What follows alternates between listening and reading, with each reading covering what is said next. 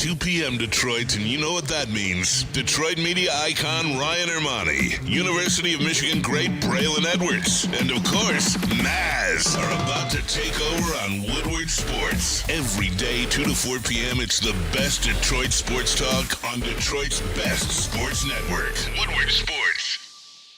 Hey, let's go. Wednesday show, May 22nd. Man, oh, my goodness. We're just talking about in about 10, 12 days, it's already going to be June, the 6th month of this year. Where did the time go? Ermanni Edwards with Maz, Woodward Sports Network, woodwardsports.com, fox2detroit.com, and the Fox Local app if you are watching live.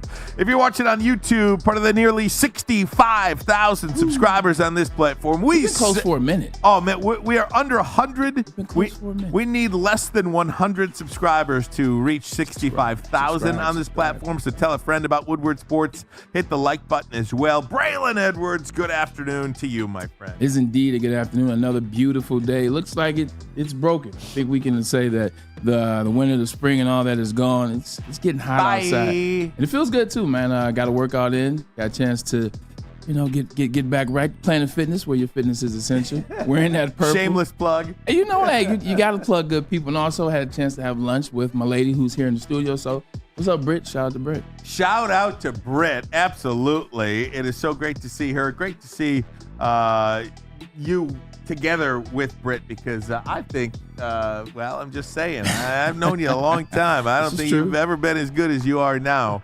That's just my personal, professional opinion. I would have to agree. I would have to agree with you. Tom Hathaway, good afternoon to you, my friend. He's all done. Yeah. God bless. This is true, man. Spaceships have no rearview mirrors. I got Maz a little present today. What'd you get him? We get some stuff from time to time, and we're not gonna look at that. Maz is a Jersey guy, right? So I got this. Literally. Yeah, that's right. So I got this jersey. Double entendre. I see what you did there. I got this jersey sent to me, and I'm probably not gonna wear the jersey. Man. You know who will wear the jersey? Tom Maz I Wednesday. How about it? Son of Samuel. Look at that. How about that? What does it say on the back, Maz? It's a blank. Blank. I will be putting something on there. Okay. What will you be putting on there? I got to pick a player. Green? Maybe. Torque? I was going to use Torque, but I'm just not sure anymore. Canna? There's only one player. No Canna. There's only one player. Scooble. Javi? Thank you. Yeah. It's Scooble. Scooble. He said Javi. No. Even my girl knows Javi by maybe I'll do a throwback. Oh. I'll put a throwback on there. McLean? McLean, no. No, not at all. Gibby. Gibby. Oh, now you're talking. Gibby, I like that baby. one. Now you're talking. There you go. And he gets his haircut where? Right here at Lady J. That's right. 23 is going on this. Pete Spivak, Silent Mike in the house. What's that, Pete? Was that you? You say something? No, that was Intern James. Oh, Intern James is in the house. Intern Joel is in the house. I got a bone to pick with the Joel one too. Oh man, I got a bone to pick with him about the game last night. What is it? Just conversations we had off air. We'll have it when you're ready. Oh man, I'm ready to have it now because I was watching a little NBA last night. I don't know if that was more about the Boston Celtics or more about Rick Carlisle. Absolutely blew the game last night. The head coach of the Indiana Pacers. You would think a veteran head coach like this guy's been around for 25 years. Yeah. First and foremost. Championship head coach, by the way. Won a championship with Dallas, helped get the Pistons in 2004 to where they got to. Brought all those players together from Chauncey and Rip and Ben and Chucky Atkins. He brought all those guys up. Corliss Williamson. Corliss. I mean, he was one of those guys that you wish got a ring in 2004, even though he wasn't the coach. To your point, definitely was happy in 2011 when he won. Absolutely. No doubt about it. And he blew it last night. First and foremost, Braylon, we can pick this apart however you want. It's your day today. How you do not foul up by 3 points with under 20 seconds to go, I will never understand that in my life. Every single time you allow the team, if that game goes to overtime, you're going to lose. And you know what? It's exactly what happened. Yeah, 100%. I mean, we've talked about this because it's happened a couple of times in these playoffs where they will not foul the guy, man. You stop the clock, you slow it down. You're in a position right now where the only thing that they can do is hit a three to get you to overtime. You pretty much got this game in hand. I believe the odds were something like 97% chance to win with 10 seconds left in the game.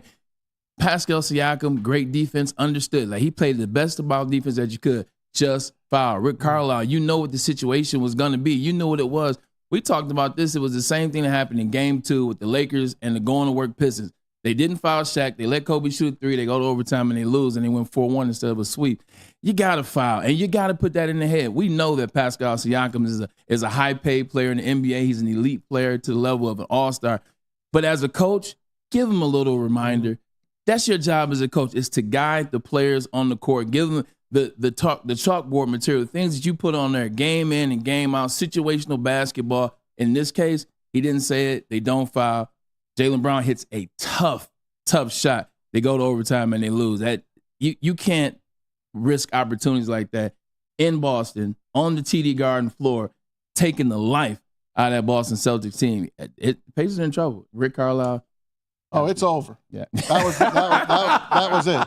They had their chance. And I told you they would cover. You did. Rick Carlisle went on after the game and he took the blame upon himself, but he never said anything about fouling. Never said anything about the fouls, about this timeout. Well, I love the way our guys fought in this game.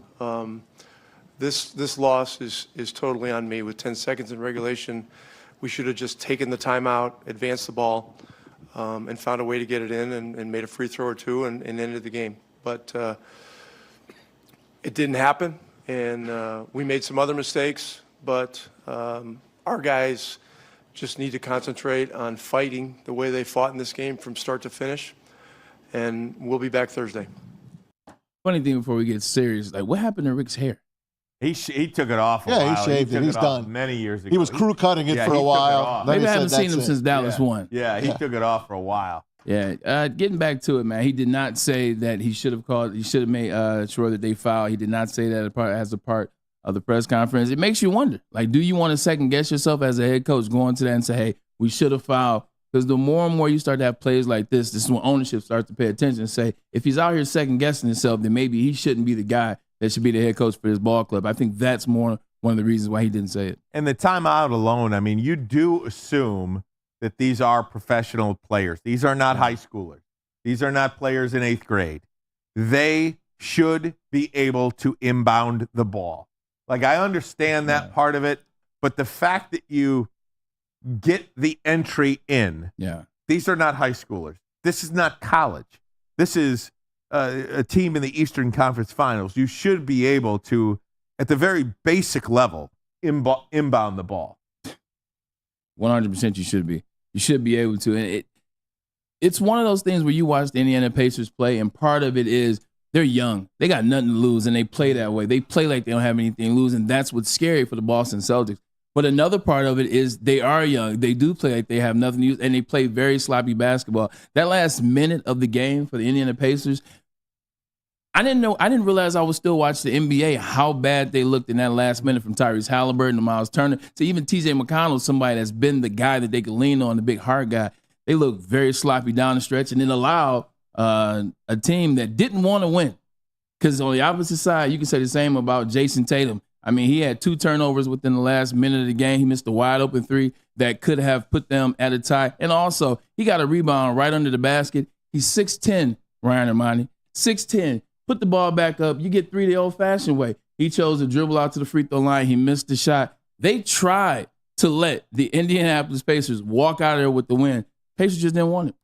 Remember when the Pacers played the Knicks, and I think it was Game 5, and the Knicks could not get the ball in bounds. You remember? Yeah. 2 times in a row how the Pacers suffocated them.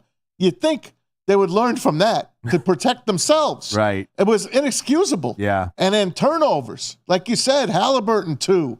The out-of-bounds play where they lose the ball out of bounds. And you don't hit your free throws as well. And they didn't take many free throws. No. They had 3 free throws into the overtime. Yeah. Then they got 3. I forgot who got fouled. Was it Halliburton? I don't From a remember. three-point shot? It was Halliburton on 3-point shot. Yeah, then he got 3 more to double their total to 6. Yep. You can't win a game shooting 6 free throws. Yeah.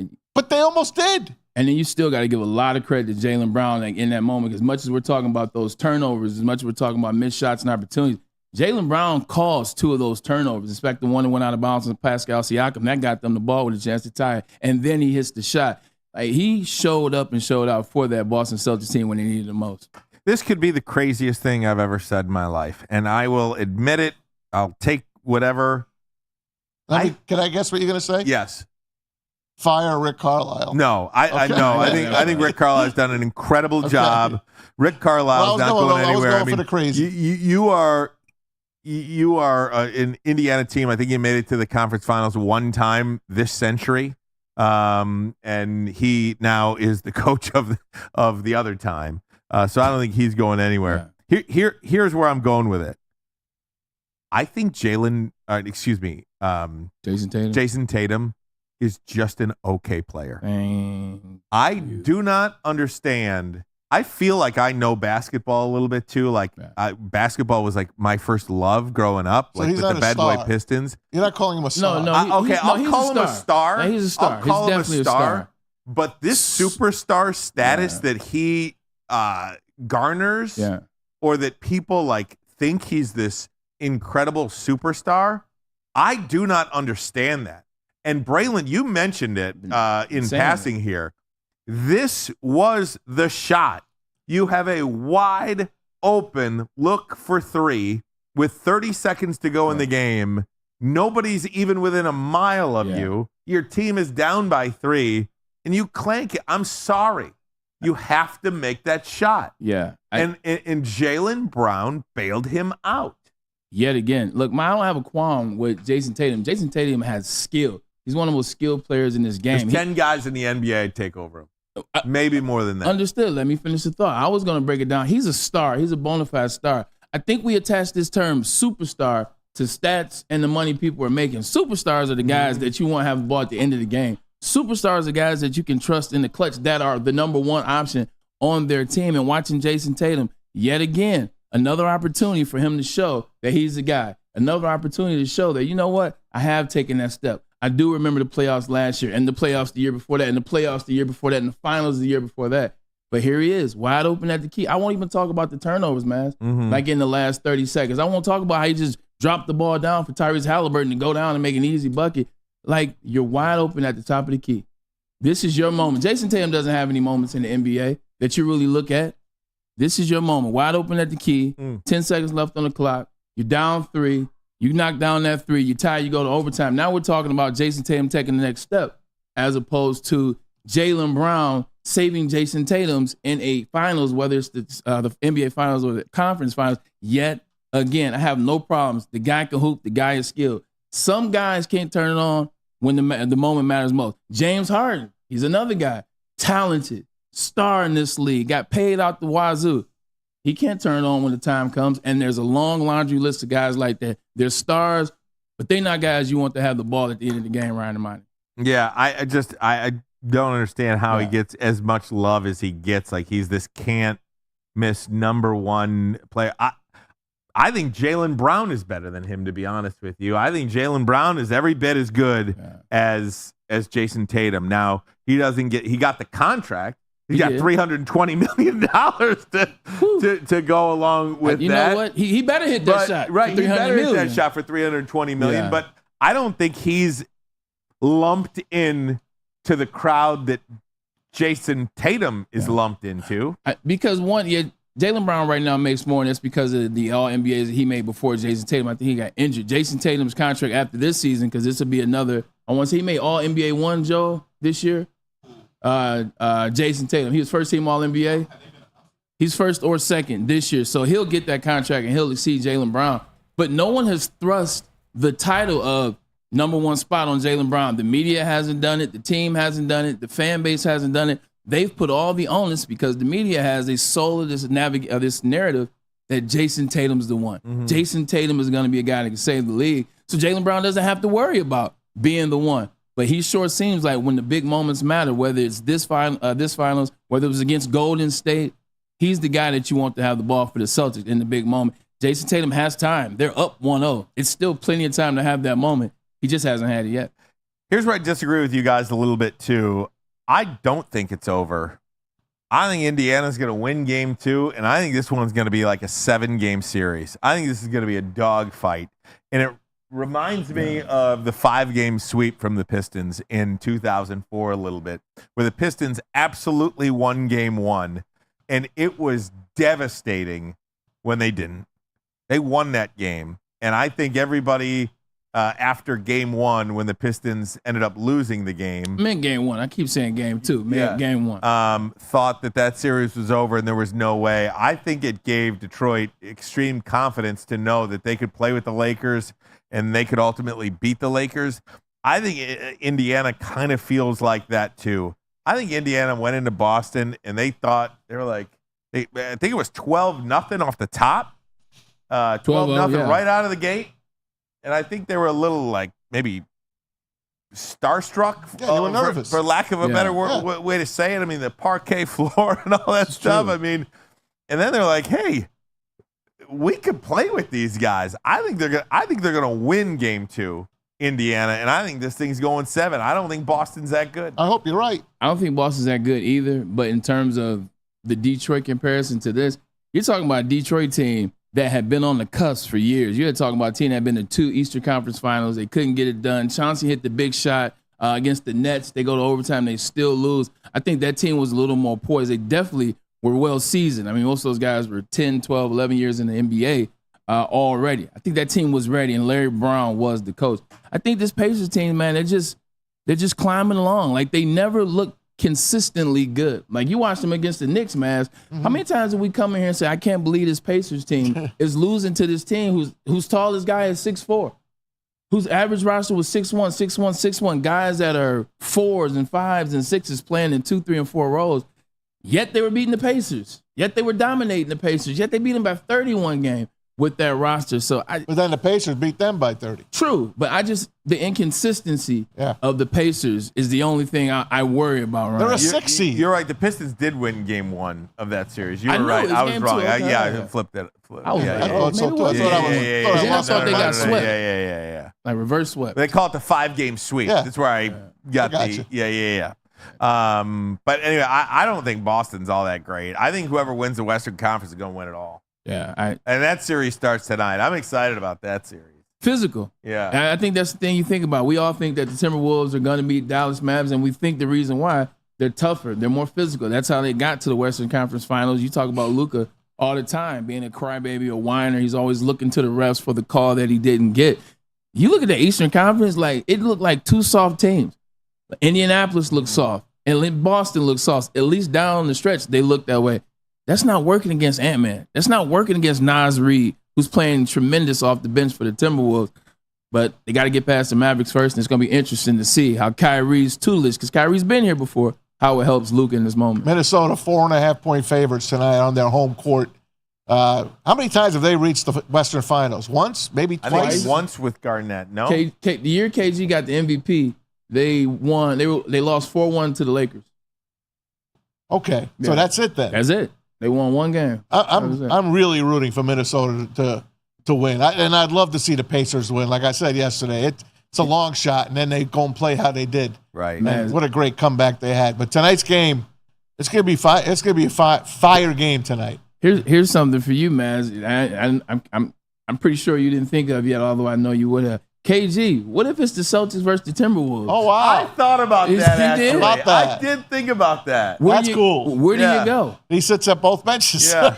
He doesn't like the Minnesota Timberwolves owner, but he loves the franchise. But they're getting sold.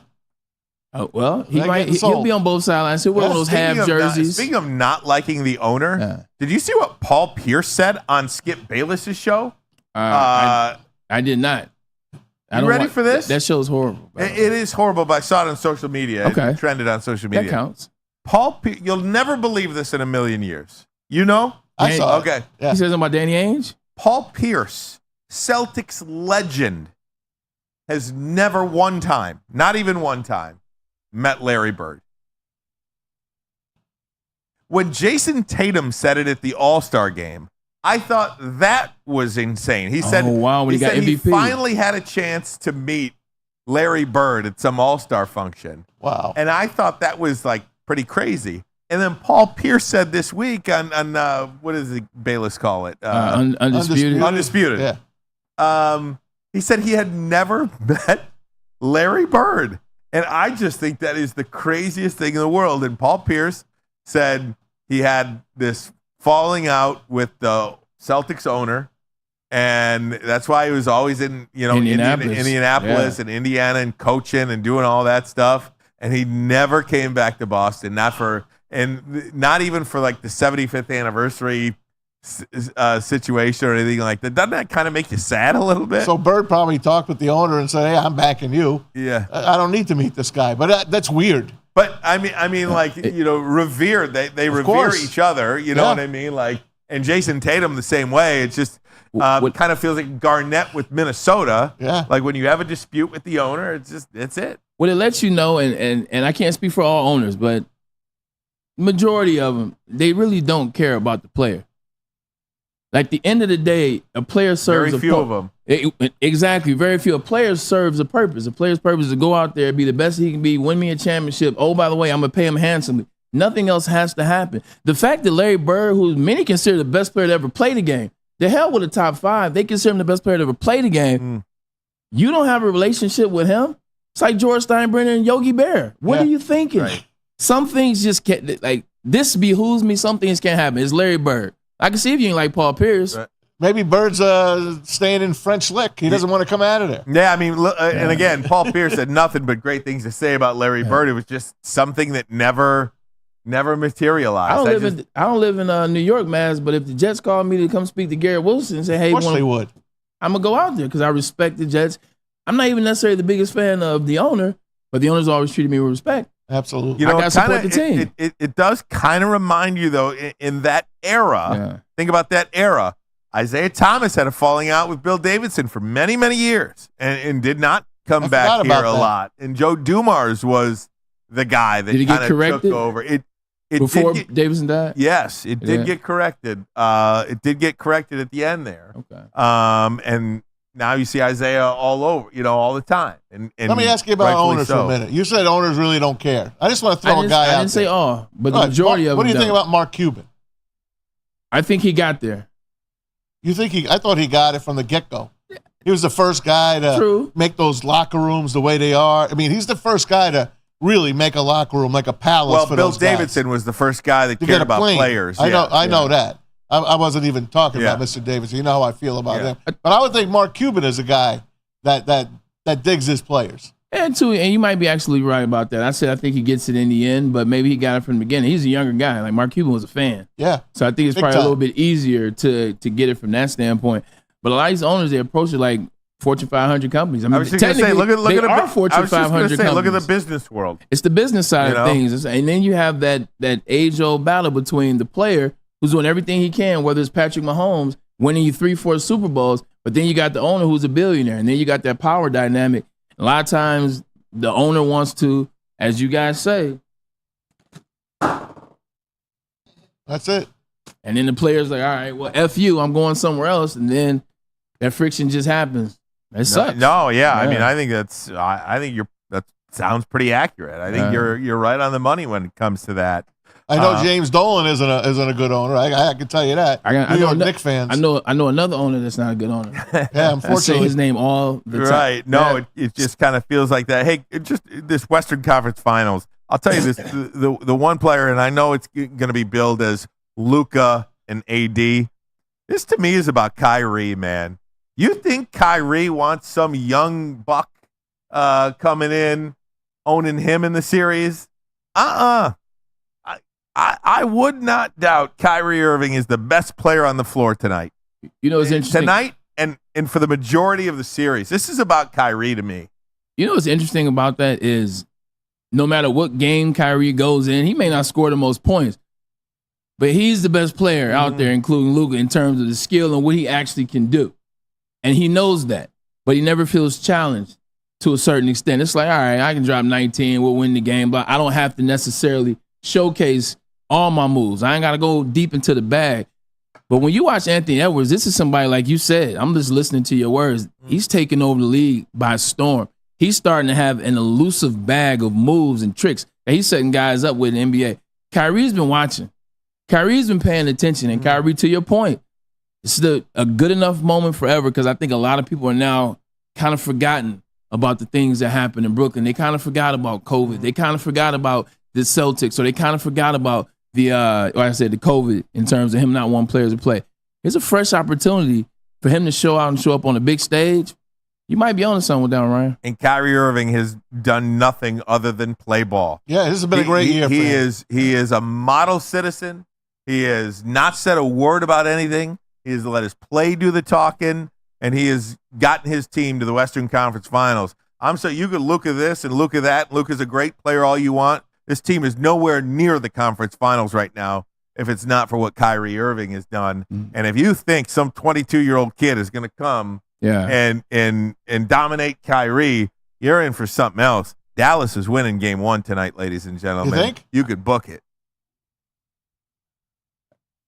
That I can tell you. It's so funny because like everything you said was great, and then when you said you can book it, I'm like, you can book it. I'll take that Anthony bet. Edwards is a bad man. You can book it, and he is a bad man, and his time will come, and maybe it'll come in game 2. Yeah. But I just think this is all about Kyrie tonight. I really do. I think I just love that player. You might be right. I think he's such a good player. One of the superstars in the game that has never really fully gotten his flowers, and I hate that word flowers, but I'll use it because I am not smart enough on my feet to think of something else right now. This is the perfect word. It's the word you need. But it's always been LeBron, and now and then it's his mouth and the COVID and the shot and Kevin Garnett and Brooklyn and now it's Luka in Dallas. Okay. This guy has always been seen as a number 2. Yeah. And, man, he'd be a number 1 on 20-plus teams. Yeah, LeBron had the media bury his image. Right. Well, LeBron had him buried. potentially, I'm just jokes, ladies and gentlemen. Yeah, and to your point, it's LeBron. It was LeBron's team. LeBron MVP. LeBron brought him back. Got to Brooklyn. It's KD's team. What's going to happen with KD? He's injured. Yeah, it always seems to be something with Kyrie. But in this point, much like when Jalen Brunson helped Luka to get to this spot, He's got a clear runway to take off and have some good things happen. That's why we talked about yesterday. We said this championship for him would be worth 10 times more to him than the one he had with the Cavaliers. 100%. Maz, quick stat. Last night, Eastern Conference Final, the highest scoring game 1, Eastern Conference Final since 1987.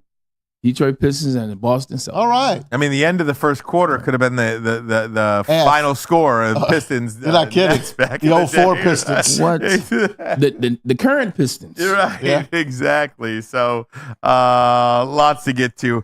There is some NBA news today that I do want to cover. We'll do that next. Also, Roger Goodell making news at the owners' meetings. We'll tell you what he said about the potential of an 18th game. All that and more coming up. But first, a message from Swiss. Right, everybody. Right now, more than ever, it's critical for you to have your insurance reviewed, and Swiss will make sure that your carrier is not slipping in extra fees or raising deductibles. Call Mark at Swiss Insurance today or visit SwissINS.com. And right now, we're going to head on over to Bray.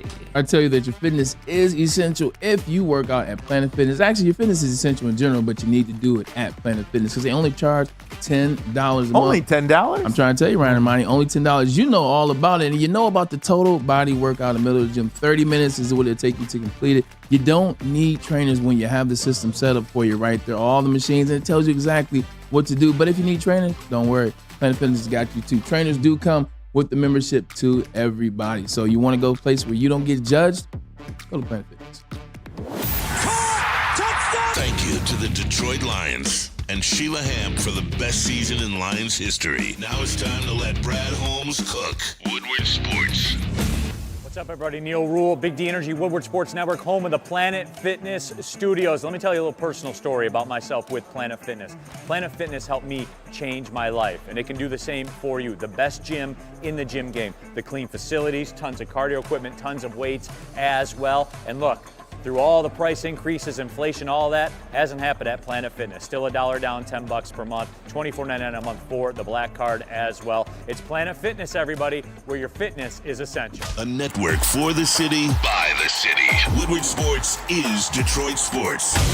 At work and at home, we're there with smarter security solutions. Featuring complete automation with customized alerts and more. For over 90 years, we've been the company that's been counted on to protect what matters most, all with personalized service and care. Right now, for a limited time, receive a free video device plus free installation with a new home system.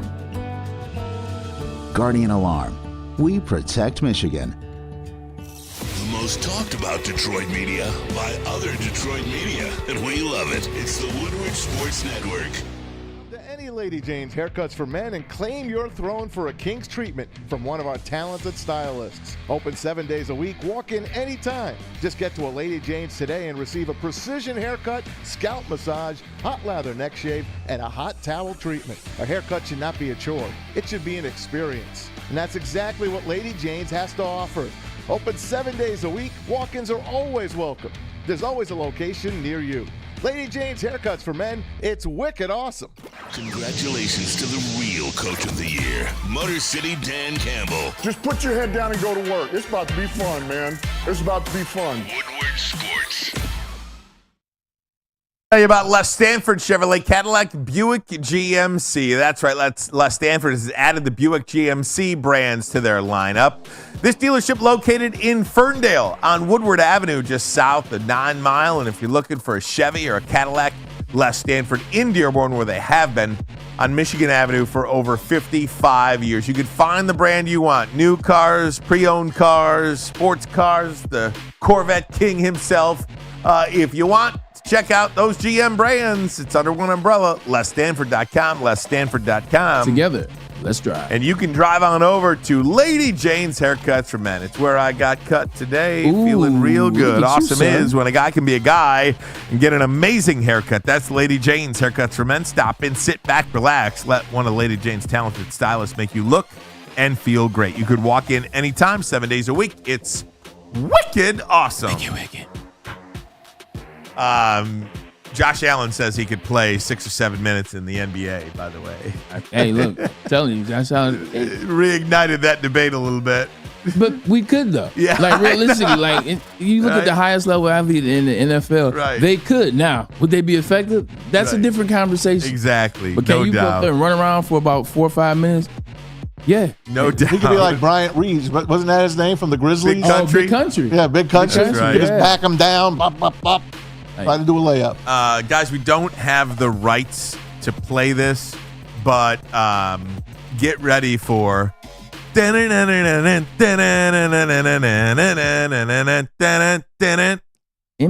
on NBC. Makes me sick.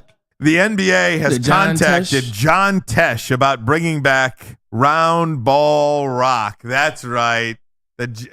Now, Fox uses this song on their college broadcast, so I'm curious to see how that gets all worked out, if they can kind of get a new song, or because this song does belong to the NBA on NBC. And it belongs to John Tesh. Like, every time I see that video, that clip on Instagram where he's playing the original voicemail and he's doing it, like, you get goosebumps. Like, that sounded like the NBA. Like, whenever I think NBA, I think of that noise. But it means I got to forego, Maz, your favorite show?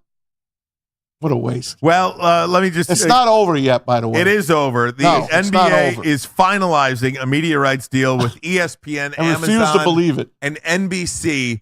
Next year, 2024-2025, will officially be the last season of Inside the NBA with Ernie Johnson, Kenny Smith, Charles Barkley, and Shaquille O'Neal. So here is Charles Barkley on NBA radio. I'm serious. Take a listen. It sucks right now for the people I work with.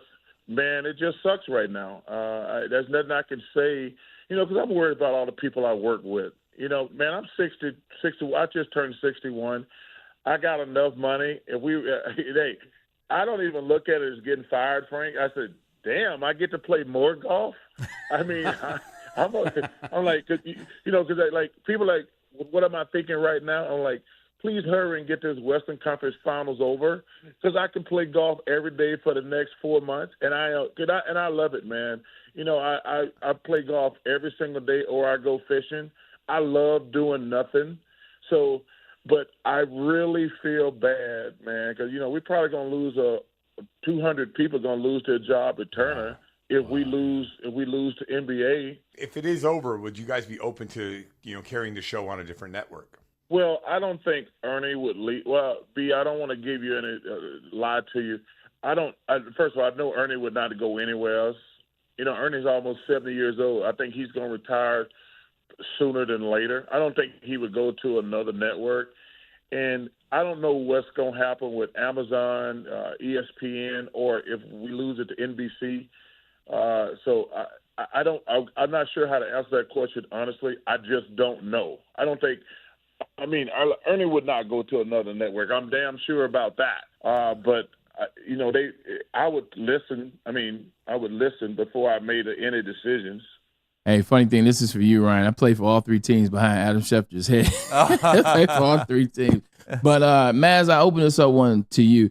You talk about how this is your favorite show on TV. You talk about this is the best thing going in sports, and you're absolutely correct. But before you go, I just had to say, you made me kind of realize like how long I've actually been watching this show. When I think inside the NBA, when I think of, this specific show and Ernie and Shaq and Charles and Kenny, first thing I think about is the 2000 NBA All-Star game when Chris Webber was still on the desk and Shaq was front row next to Kevin Garnett when Vince Carter, Half Man, Half Amazing, put on the show of all shows. But I've been watching this since then. Man, that's 24 years. Yep. I've been subscribing to this show, and I know you feel just like I do, even worse. Hey, TNT has done a fabulous job. They do sports great. They do it the best. It doesn't matter. They handle everything the best. Hockey studio that they have? They handle everything the best. And this show, it's a shame that Adam Silver let this happen. For what?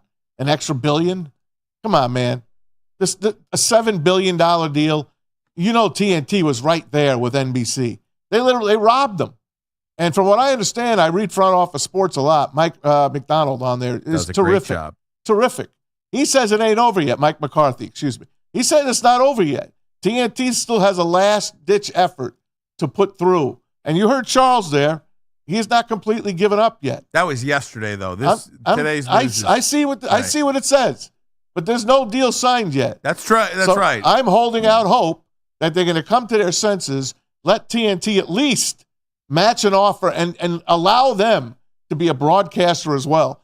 Do you remember what NBC did to the Sunday Night Football game with the pregame? You talking about your favorite, Rodney and Tony Dungy? Oh, my God. ESPN with Chris Berman and Tom Jackson and those guys, that was the way I wanted to go into Sunday Night Football. I don't even know. Not this. I don't even know. And look, I don't know how you guys feel about it. Like maybe I'm a dinosaur when it comes to this stuff, but I love the broadcast. Maybe it's my but even when I was a kid, I always appreciated the broadcast, from the announcers to the production value of it, to the music, to everything. That meant as much to me as the teams that were playing, because all of that stuff, without that stuff, you were just watching a game. Yeah. With what I'm talking about, the music, the announcers, the production value, you're watching a story. And it's those stories that create emotion. And without it, I think you're going backwards.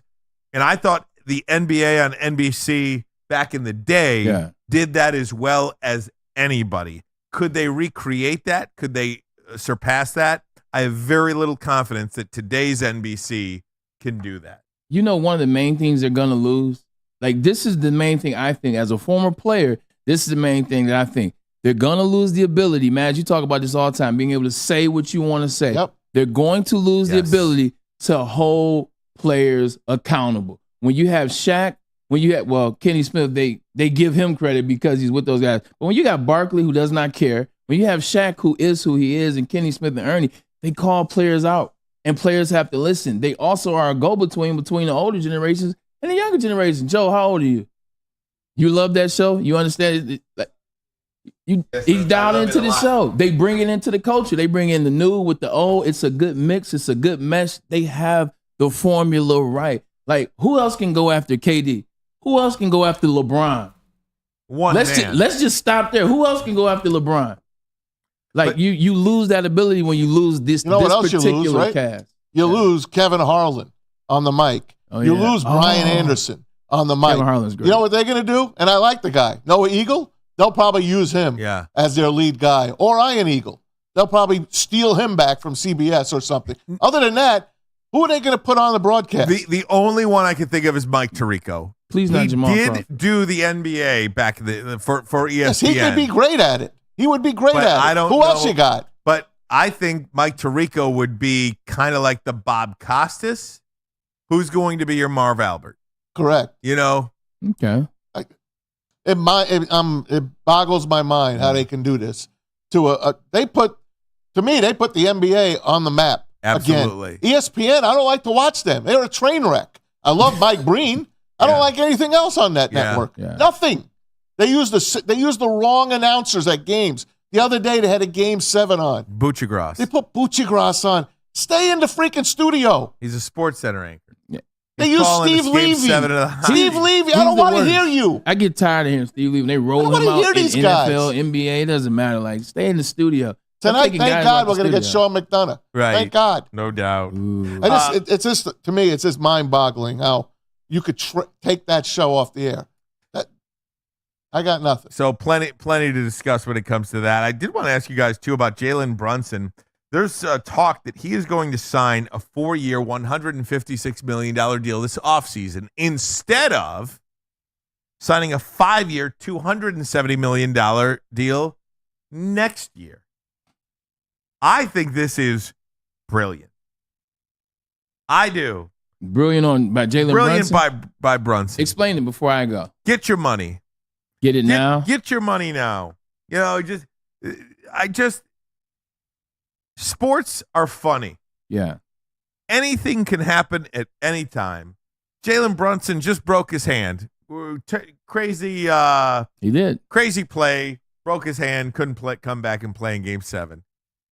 What happens? You know, you break your hand and then I don't even want to speak it into existence, but another injury at some point. I'm not going to say any specific. And then you do it again. And then get your money now. That's what I say. Get your money now. You can turn $156 million into $250 million. You can't do nothing with $80,000. Yeah, this is true. It's a tricky space to be in because obviously, look, man, let me get 156 because I know if I make all NBA teams 1 through 3, I know the more you consistently make that number goes up each year. I know that they'll come back, restructure, do something. So I'm not really worried. He's not hurting for money right now. Sure. He's in New York. He's probably not paying for anything as it relates to being in New York, except for things that he does, shopping, travel, things like that. So you don't need the money. But at the same time, are you going to make first team All-NBA? Are you going to make second team All-NBA? It's a lot of players in the league that are trying to make that. A lot of players that just get stats. You don't concern yourself with stats. You concern yourself with team ball. That's the type of guy he is. Does it get him that bag? Like Jaylen Brown, who's got $325 million? I would just wait. I will wait and take 5-7. You're talking about an extra $120 million? I'll wait and take the 5 I'd take the 5 next year. Maybe he's doing Tom Brady. Maybe he thinks the Knicks are a player or two away. They can use that extra $100 million. That's true. To bring in somebody, bring in one of his friends.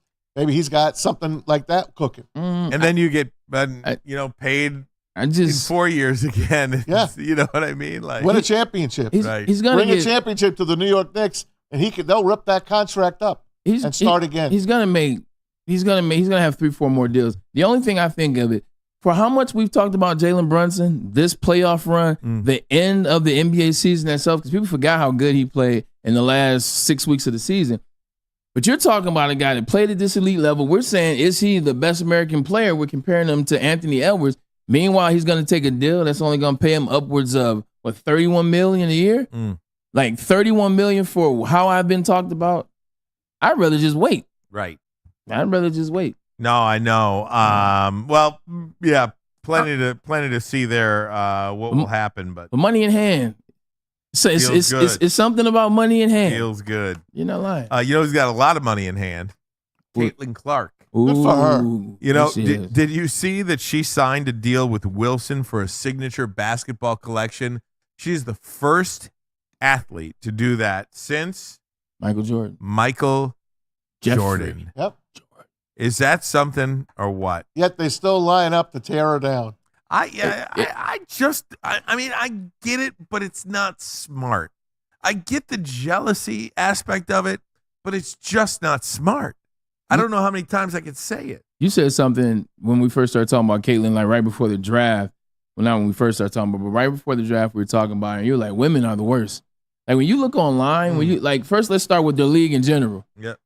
all the experienced players, all the ones that are already past of being a rookie, hate on her, got jokes. They try to go a little cheap shots at her in the game. Just starting to watch that. They make little slick comments in the post game. I mean, I don't mind that, but you see those screens are a little bit extra. Oh yeah, I haven't seen any of these screens before Caitlin Clark came into the game. Then you read the comments on Twitter and Instagram. People go to social media for comments. You got all the girls like Angel Reese is better than you. This girl isn't that. She's supposed to come in and change the league. Since you guys don't watch the game, let me explain it to you. When you have the number one pick 2 years in a row, team's not that good.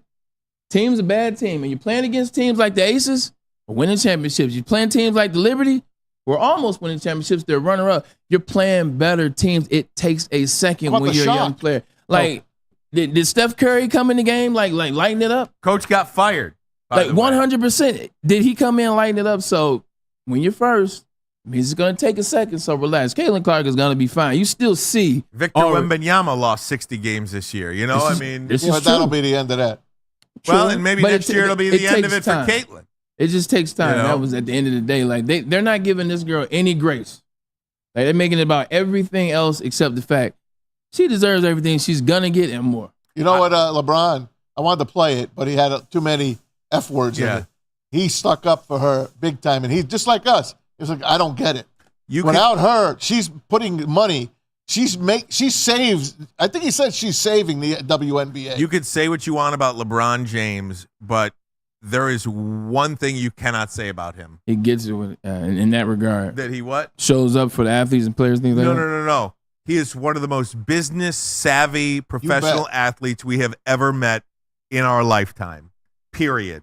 And he understands what Caitlin Clark is doing for the rest of these women on the business side. I forget that. I don't even know who the player is because I'm sorry. Somebody just got a known shoe? Just got the shoe deal. Sabrina Ionesco. The reason she got the shoe deal is because Caitlin Clark got a shoe deal. 100%. There will be more shoe deals along the way. That's the girl that had the three-point shoot-off in the All-Star with Steph Curry. Okay, fair enough. Yeah.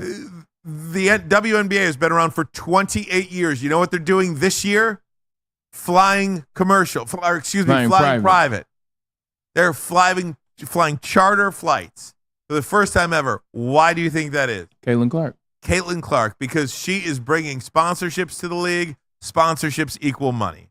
She is putting money in these women's pockets, and at the very least, say thank you. The biggest envious thing, and it's the simplest thing, the reason why they envy her, they cannot do what she does as it relates to shooting from half court efficiently, as it relates to shooting from the logo, as they call it, efficiently, as they call it the Steph Curry range. She does it efficiently, and she can do the other things as well.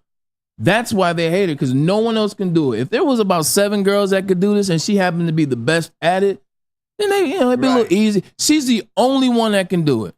The only one. That's why they all hate her. She's averaging 15 and 5, and I'm not big on WNBA records. No. 17. But it's a record right now. She's the only one that in their first year that has averaged that through her first bunch of games. You know, as these playoffs go around, and we'll talk about Caitlin Clark, as the stories come up, and I do think she deserves and is allowed some grace. Yeah. Like a grace period. She's been a pro for a couple of weeks. 4 games. Right. She's on a terrible team. Still looking for their first win. Yeah. They got close, though. Yeah. They played the Connecticut Sun again. They lost by 2. Yeah, they played them close. As you guys watch these playoffs, both NBA and NHL, don't you feel cheated a little bit as a Detroiter that there's just nothing locally? And I even go back to the Tigers and say I don't even watch the Tigers. There's nothing local that I'm excited about right now. People in Dallas are happy though. Yeah. The only thing that's keeping us at bay, I believe, and I know for a fact, and you guys do too, is the fact that the Lions had such a good season and are the team they are now. Can you imagine? No. If we're watching, you already know where I'm going. Can you imagine if this is rewind 3 years ago, and we're watching the Indianapolis Pacers in the Eastern Conference Finals, and we're looking at the Lions not going anywhere, the Tigers not going anywhere, the Pistons still being who they are, and the Red Wings not winning at all. But because of the Lions have some success, 2 playoff wins, both at home. It's kind of making you not care. Yeah. If it wasn't for the Lions and the last 3 or 4 games the Red Wings played this year, which was unbelievable. It was like playoff hockey. It was a great week. I mean, it was like 2 weeks. It left you disappointed. Yes, but hopeful. It was so exciting. If it wasn't for that, we got nothing. And the city of Dallas is rocking. Yeah. They won the World Series. Well, Arlington, Texas. Shoot. And they have the Stars and they have the Mavericks playing every other night at American Airline Arena. So they're locked in. They're our old Red Wings Pistons. Remember? Yep. Remember the Red Wings Pistons and Tigers? No doubt. We had our run. You know what else? It's coming back. They also have Texas, where Texas is a sports state, and I'm not dissing Michigan. I love my state of Michigan. I'm proudly from Michigan. And they're a sports state. They live, die, and breathe sport. There is a vetting process when you have to become an owner of one of those teams. There is a vetting process. Are you coming here with intention to win? Are you coming here what's best for the state of Texas or whatever city you're in? Not necessarily the case when you're able to swindle the team from the Davidson family and Tom Gores. They didn't vet the process. Yeah. And then Chris Ilitch, and I'm not saying anything about him, he inherits the team from his father. Mike was an amazing owner. He inherits it, Chris Ilitch. So, and then the Fords can get it right. Luckily, Sheila Ham seems to have gotten it right. But it's just a different process in Dallas and states like that, like Texas. Yeah. I don't know, man. I look around at the Detroit sports landscape, and I'm like, it's coming, man. Well, we think it's coming. Not if the Royals keep kicking the Tigers, you know. We do think it's coming. I am less sure of it coming with every game I see the Tigers play, every game I don't see them play. They've got holes, right? Or every game I don't see them play. I have zero confidence in the Detroit Pistons. Not even 0.5. And I got one for you for the Red Wings. Let me ask you a real question. 5 years ago, you hired Steve Yzerman. It's the Yzer plan. It's Yzerman. It's number 19. It's Cap. Cap's back. You saw what he did down there in Tampa to the tune of 3 championships, and he was a part of 2 of them, I believe. If they say, all right, in 5 years after we hire him, still will have not won a playoff game or even been to the playoffs, would you have been happy at that time? Or would you have been okay with that? No. Well, here we are. 5 years in, still no playoffs. And it's hard to argue, Bray.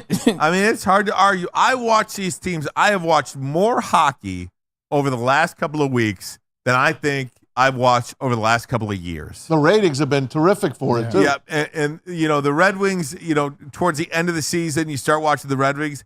These teams like the Rangers and Boston and Florida and Colorado and even teams in Edmonton, Vancouver. I mean, I'm just naming playoff teams now. Yeah.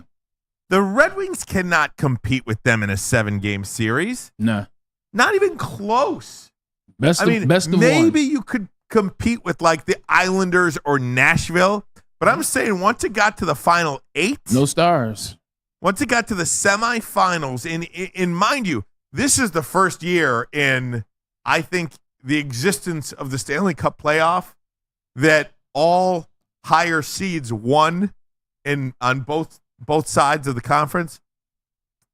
And boy, you could certainly tell teams 1, 2, 3, and 4 in each conference compared to teams 5, 6, 7, and 8. Yeah. And the Red Wings could not in any way, shape, or form compete, I don't think, with any of the top 4 teams in the conference. And I don't even know if they're close.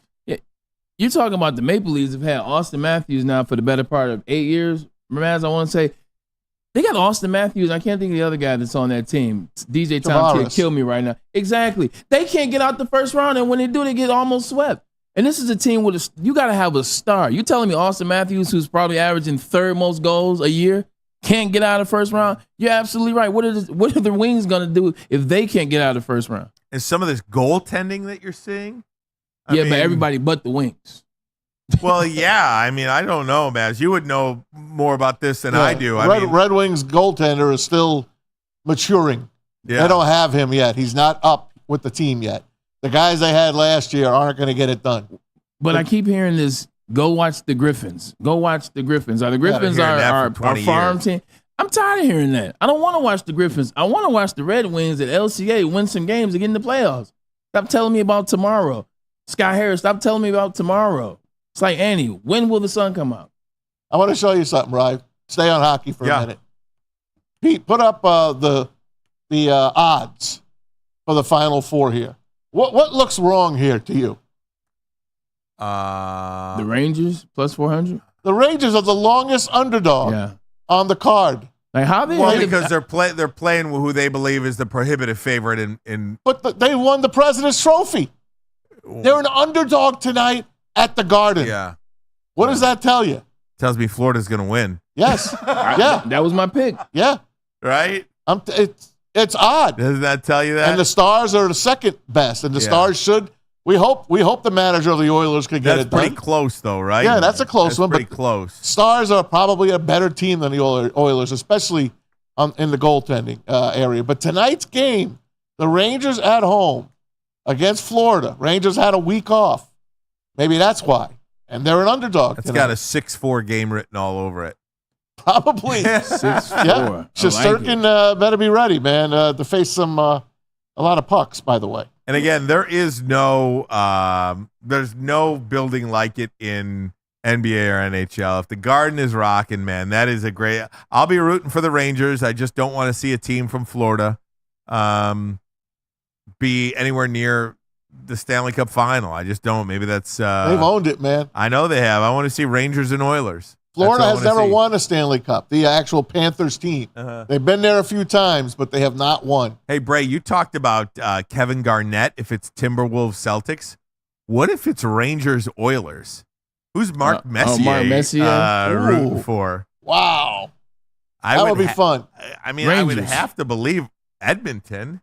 No? No, he's a New Yorker now. He's a New Yorker Yeah. guy. Like when you, he's a New Yorker when you now. go to New York, Yeah. when you win in New York, you It's are over. New York. I would just be thinking about his fellow countrymen.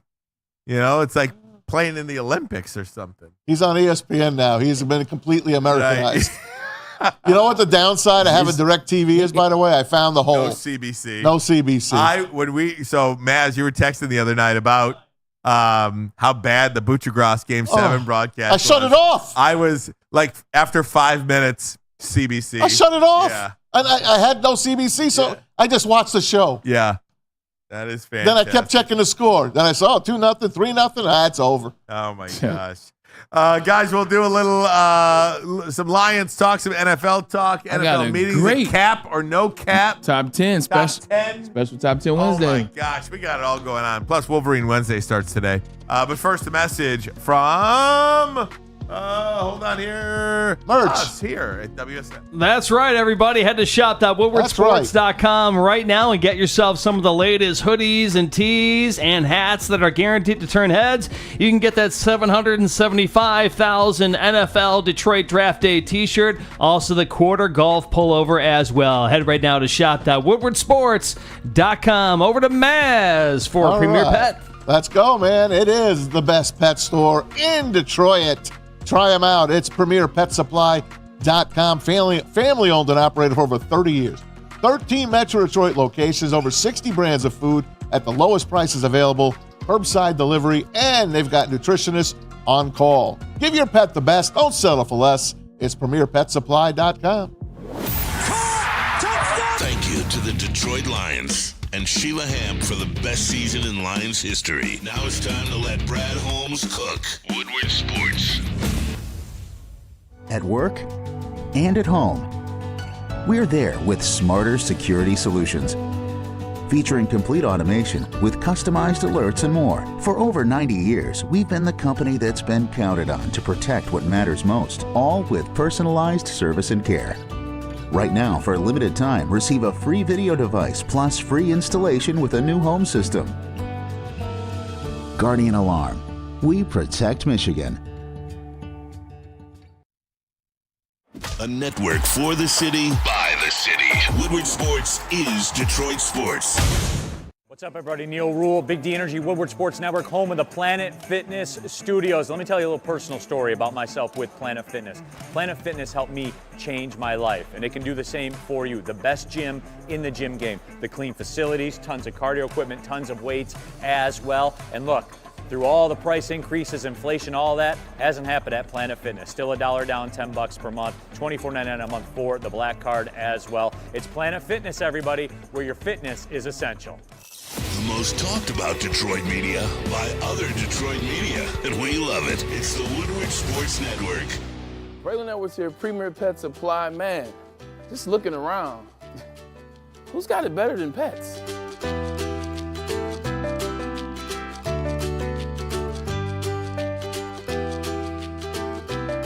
Come on, a baby stroller for Coda.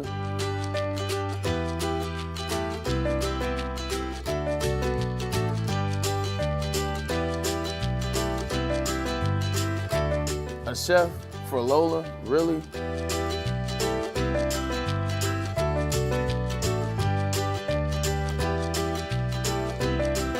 You don't have to tell me who the real boss here is. Who's got it better than pets? Nobody, especially here at Premier Pet Supply. For over 30 years and more than 13 locations, Premier Pet Supply has everything that your pet can dream of, and guess what? It's all under one roof. Premier Pet Supply, family owned, operated, and proud to call Metro Detroit home. Check out premierpetsupply.com or scan the QR code today. Who's got it better than pets? Nobody!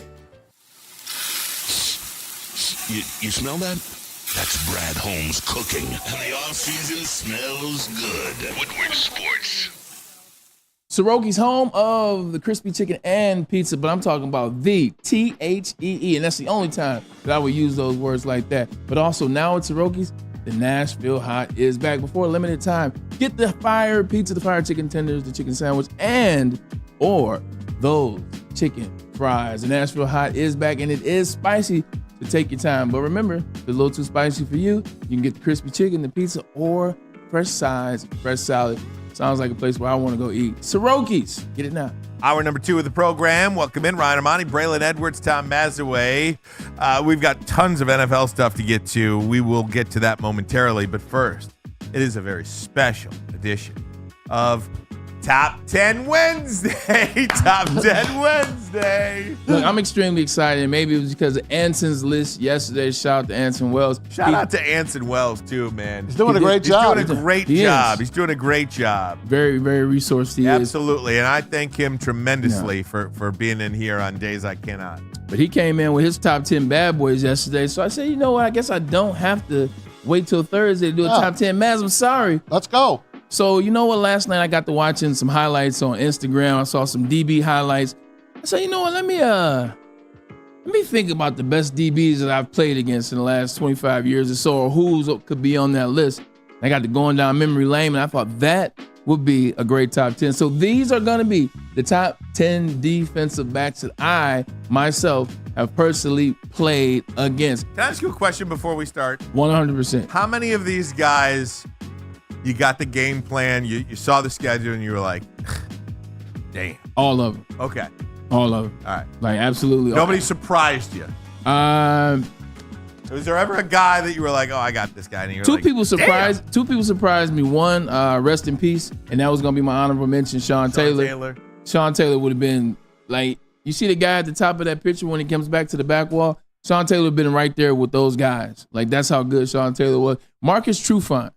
When he was with Seattle Seahawks, like he was a guy where I'm like, I didn't think I was gonna have to get that prepared to play against him, but he wasn't part of the LOB. He wasn't. He was there, right? But he was a nickelback by that time. He wasn't a starter in that, but he was a part of it. Oh yeah, kind of, sort of. But this list right here, it's about to cook with some grease though. All right, here we go, Pete. Put it up there. Number 10, Patrick Peterson is a guy. Now he was really he was really coming into his prime when I was leaving, but I did get a chance to play against him twice. Electric speed, electric DB ball skill, his technique. He got to get in and out of his breaks. He ran the routes for the wide receivers, and he is electric. What were you saying about this? This looks tremendous. Who did this? Oh, his graphic. Noah and Ryan. Ryan in the back. Shout out to the guys in the back. Gentlemen, tremendous job. Got a box for you to talk in. Got a tremendous job. He jumped on that as well. Good job by you guys. See what happens when you take a couple days off? Look at this. There you go. Spruce up the joint a little bit. It does. We're trying to entice you. Look. Got nothing to do with this. Got nothing to do with this play. We're trying to entice you. But Patrick Peterson, man, I know a lot of younger people in chat. This is perfect to put that on for that. This on there for them. He was elite, man. I'm talking. I made 8 Pro Bowls in a row. Number 10, Patrick Peterson. Number 9. Isn't he still playing? He is. He's still playing. He's unbelievable. This is a guy that isn't playing, but he's on your favorite broadcast, the Thursday Night Football, Amazon Prime. I don't even have to look. Richard Sherman. He's a guy I think a lot of times gets overrated. LOB! I'm not a hater of Richard Sherman. I was on the team in 2012. He has a lot of skill, but he definitely is the recipient of having Cam Chancellor, Earl Thomas, Bobby Wagner, insert player here on the defense. But he was a lanky DB, does a great job with his hands. He's a smart player. I don't say that because he went to Stanford, but he went to Stanford because he was a smart guy. He used that same talent on the field. He played for Harbaugh? He did. Yeah, he did. Yeah, he did play for Harbaugh. Got drafted. Actually, he was a wide receiver. Turned cornerback, got drafted in the 4th. Wow. And now he's had a great trash talker, too. Hall of Famer. Probably a Hall of Fame career. He has one of the best sound bites of all time when he's talking about Crabtree. Don't you ever put a sorry like that in Him and poor Aaron Andrews. Poor Aaron. Poor Aaron Andrews. Like, now I know she looks back and laughs at it, much like I laugh at She handled it well, broadcast. Richard Sherman. Coming in at number 8. Earl Thomas. Now look, this doesn't have to just be defensive backs. 100%. I play on the same team and I played against him. For a guy his size and just a guy in general, he could hit. But he was cerebral, man. The way in which he ran that defense, people talk about LOB, people talk about Cam Chancellor, you talk about Bobby Wagner, who was also on that team. Earl Thomas, I watched it in the locker room. Earl Thomas pulled it out of those defensive players, man. Paul, like, he was. I got you. Appreciate you, man. But he was able to get the best out of his players. He was a guy that get you fired up, get you motivated. I remember this argument he and Marshawn Lynch had one time in the locker room. They were arguing over, man, I'll run you over if I played against. Man, come on, Earl. It ain't nothing, Earl. Earl didn't like that, got mad, and like he was about to throw hands on Marshawn. Nobody let it happen, but Marshawn, different type of respect for Earl Thomas. Earl Thomas ran that defense. That's why he's number 8 on here. Number 9. Number 7. Going over. Rondé Barber. Look at that, Maz.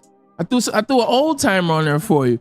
Rondé Barber and his brother Tiki do not get the love and respect that they deserve for in between the hashes. I'm not talking about anything off the field. In between the hashes. Because they're too good looking. That's because people. No, I remember when they played at Virginia. You know why? And this is gonna sound crazy. That's because they're corny. Like people view them as corny individuals. They are. Like when you think of Rondé Barber and you think of Darrelle Revis, when you think of Rondé Barber, you think of Deion Sanders. You think of Rondé Barber, you think of Charles Woodson. Different swag, different type of thing. But I tell you like this, Rondé Barber could play. Like he made the most of his ability, and he legitimately, once again, another cerebral player, but great technique and footwork. One of those guys that ran the route for you. He's a guy when I look, he was older. I was like, all right, I'm gonna have to watch film. Some guys, Ryan, when you play against them, you're like, all right, I need to watch film this week. Like I need to turn the film on. Like if I'm playing Detroit in 2010, I'm not turning up the film. I don't need to. You see what Terry Ferris got? I'm cool. I'm cool. I watch a couple one-on-ones. I know what it is. But Rondé Barber, because they'll trick you. They'll trick you. Number 6.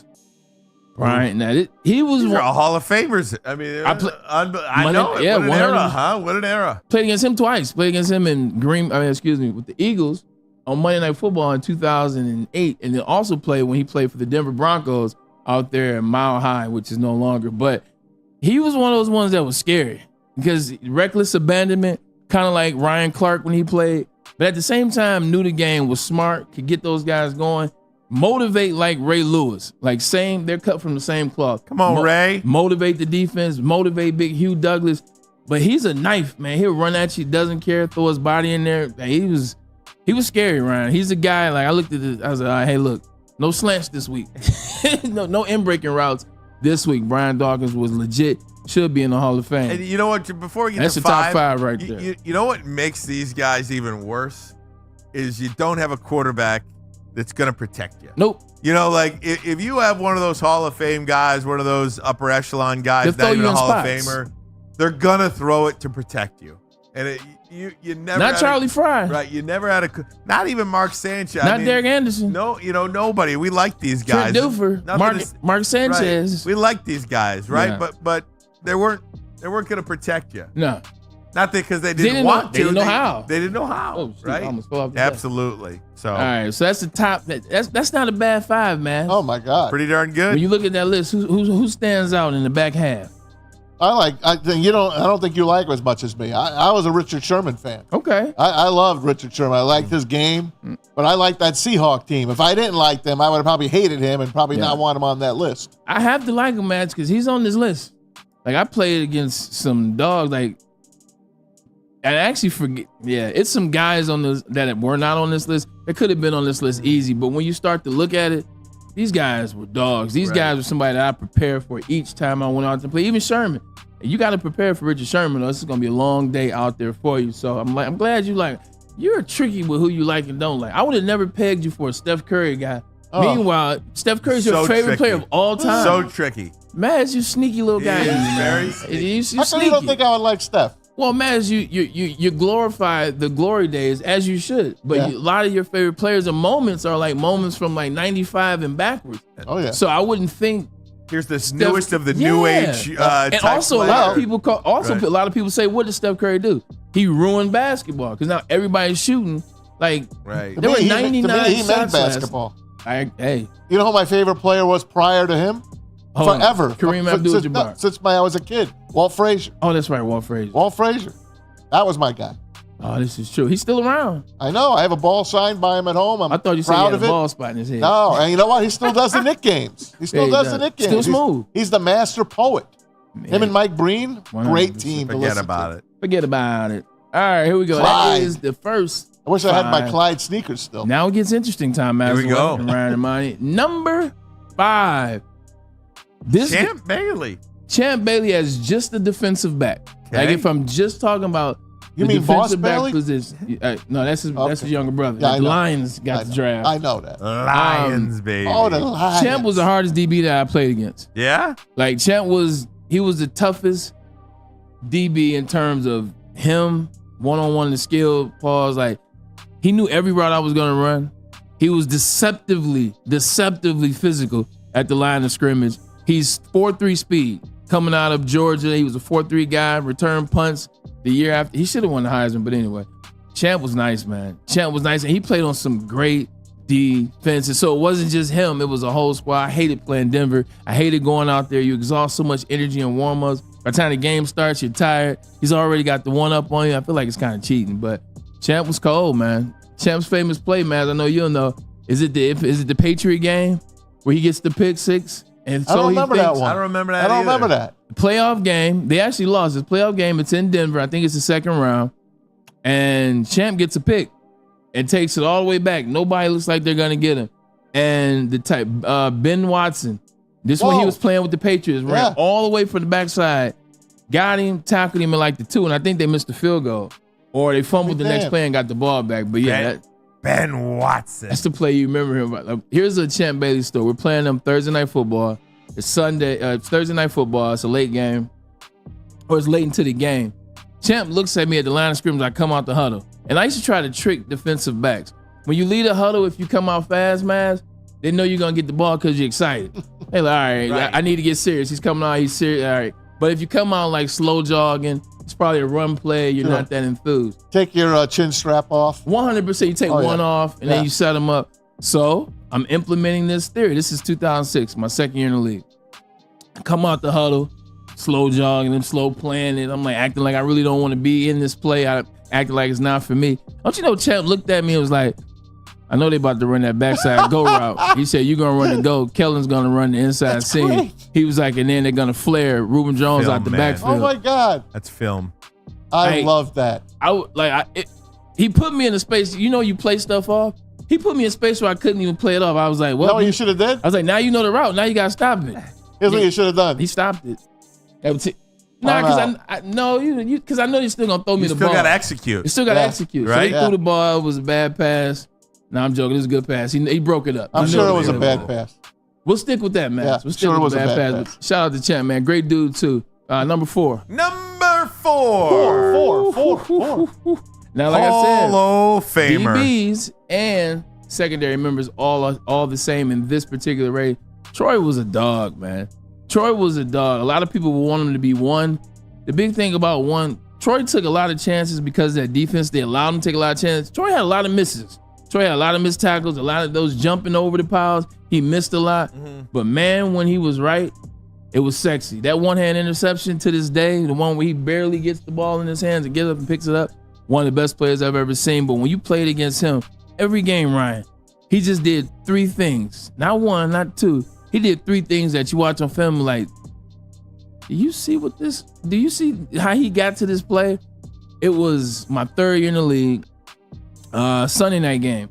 We're playing, call a pass on the sideline. DB slips and falls. It was kind of wet a little bit. DB falls. That's it, man. It's like I turn up. There's no one there. There's a touchdown. I'm running. All I can. Now I know who it is. It's 43. I don't want to look back. Now my hamstrings got tight. I'm like, no, come on, let me get in the end zone.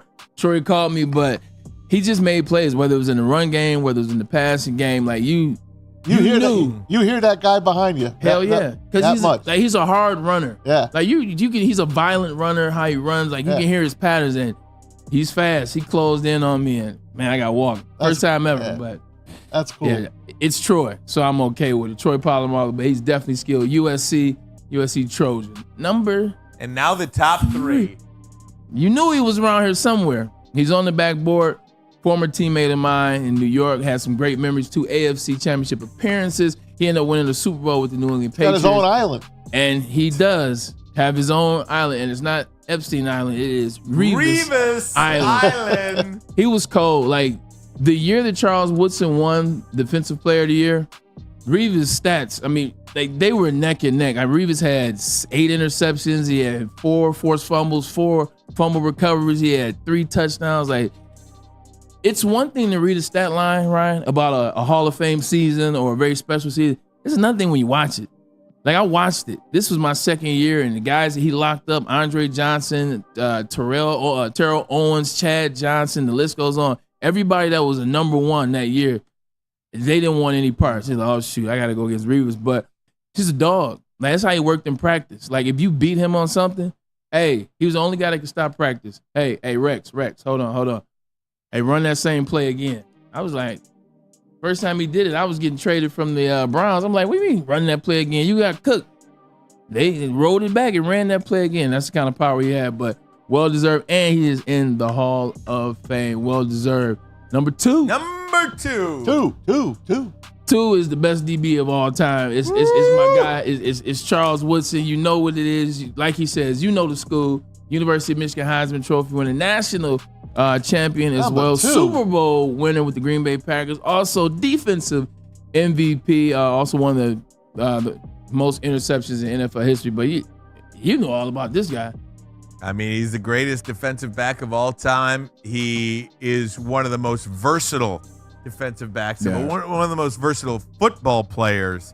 Not only as a defensive back, but as a wide receiver. Running back, wide receiver, this guy could do it with the ball in his hands, with the ball out of his hands, and he's just a championship player. Charles Woodson, number 2. That can only mean one thing. If he's number 2, so the number 1 corner back and the number 1 DB safety. Number 1 safety, number 1 defensive back, Ed Reed. Look, I love Charles to death. Charles had some years in the NFL where he was injured, a little plague, things of that nature. But also, this is the guy that Bill Belichick says is the best defensive back of all time. This is the guy a lot of people, they side on. So I side on it too. I had a chance to play against him, and I think this is the other thing. I was in the same division with Ed Reed for 5 years, man. 10 times I had to play. Thank you. I appreciate that. 10 times. My condolences. My shoulders and neck and back, all that still hurts from slant routes and corner and getting stuck by Ed Reed and Ray Lewis and Terrell Suggs and the Dalius Thomas. But talking about Ed Reed, man, like when you're on a defense with Ray Lewis, but you command it, they raised the motivator, but everybody knows who run that defense, and it was number 20, man. When you can say that, it says a lot about who you are. National championship in college as well with the University of Miami Hurricane. He was cold. Like, you see him do stuff on film, you just knew that you weren't going to beat that team. Like, when I would play for the Browns, I'm like, all right, I'm trying to get my 100 in there somehow. Right. But it's just too cerebral. They hit too hard. And this guy right here, you hear the infamous verbiage from Belichick when he talks about how he tricked Peyton Manning on that play. Had watched hours and hours and hours of film. He knew that if he spent this way, if he knifed on this, Peyton would look here, he would fake him, he would look him off. He took that angle, reversed like that. They tell DBs not to do that. They never lose sight of where the ball is. Never lose your face with the ball. Reverse pivots, goes back that way, picks the ball up, and then takes it back.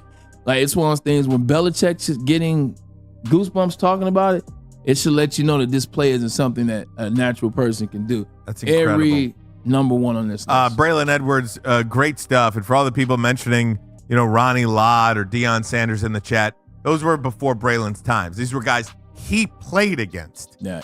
No other show in Detroit could have this type of experience. Have this type of segment. Just want to point that out. Well done, you. Well done, Ryan and Noah in the back. Well done, Pete Spivak with the cameras. And good job to you as well, Mike in the audio booth for a little music underneath that segment. That was awesome. That was fantastic. See why I was excited, man. Fire. I was excited. Yes. Guys, break time. We'll go through some NFL news and notes. We'll do that next. Wolverine Wednesday starts this week as well. But first, a message from Guardian Alarm. Right. What happens when you see that black and yellow sign out in front of your house that tells the bad guys one thing? Stay out. That's right. It's a new year. Let Guardian Alarm offer you customized solutions from real experts, 24/7 professional monitoring, and technology backed by people. And that technology has been proven to work, and those people have been proven to care. So call 1-800. Stay out. That's 1-800. Stay out. Call them today and tell them Woodward Sports sent you. We'll be right back. Congratulations to the real coach of the year, Motor City Dan Campbell. Just put your head down and go to work. It's about to be fun, man. It's about to be fun. Woodward Sports. Any Lady Jane's haircuts for men and claim your throne for a king's treatment from one of our talented stylists. Open 7 days a week. Walk in anytime. Just get to a Lady Jane's today and receive a precision haircut, scalp massage, hot lather neck shave, and a hot towel treatment. A haircut should not be a chore. It should be an experience. And that's exactly what Lady Jane's has to offer. Open 7 days a week. Walk-ins are always welcome. There's always a location near you. Lady Jane's haircuts for men. It's wicked awesome. A network for the city, by the city. Woodward Sports is Detroit Sports. Braylon Edwards here, Premier Pet Supply. Man, just looking around, who's got it better than pets?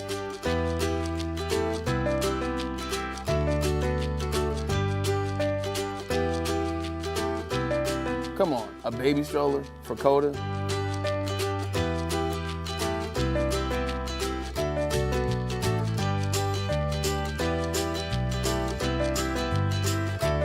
A chef for Lola, really?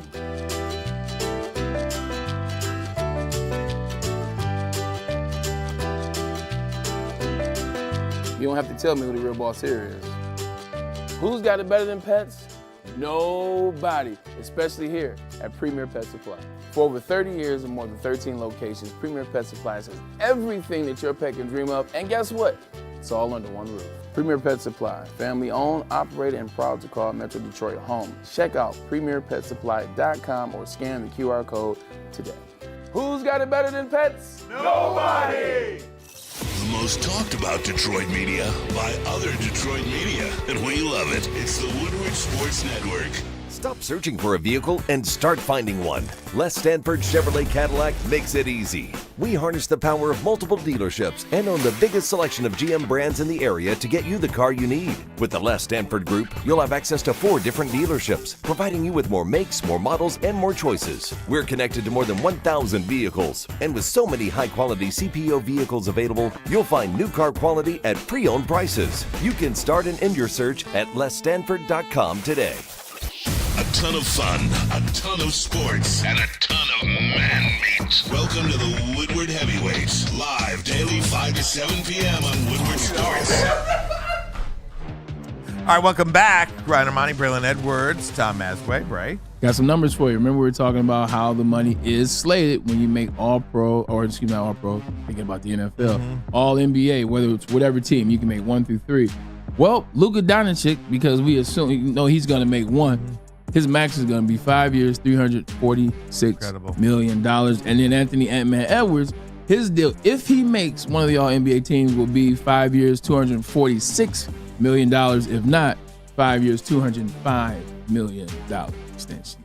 These guys make a lot of money, They're man. making them God billionaires. bless them. God bless them. Yeah, you got to love it. I saw this at Lions OTAs going on, and, I looked up on the screen earlier in the show, and it said that Micah Parsons and CeeDee Lamb were not participating in Dallas Cowboys OTAs. And it just, every time you see something like that, it's refreshing. It is refreshing to know that you do not have to deal with. No. I mean, you got your quarterback, you got your bet, you got everybody. If anyone's excused, they already knew about it. Right. It is for whatever reason, Correct. but it's an excused absence. I mean, Dan missed the first practices with the rookies. Dan Campbell. There's none of this.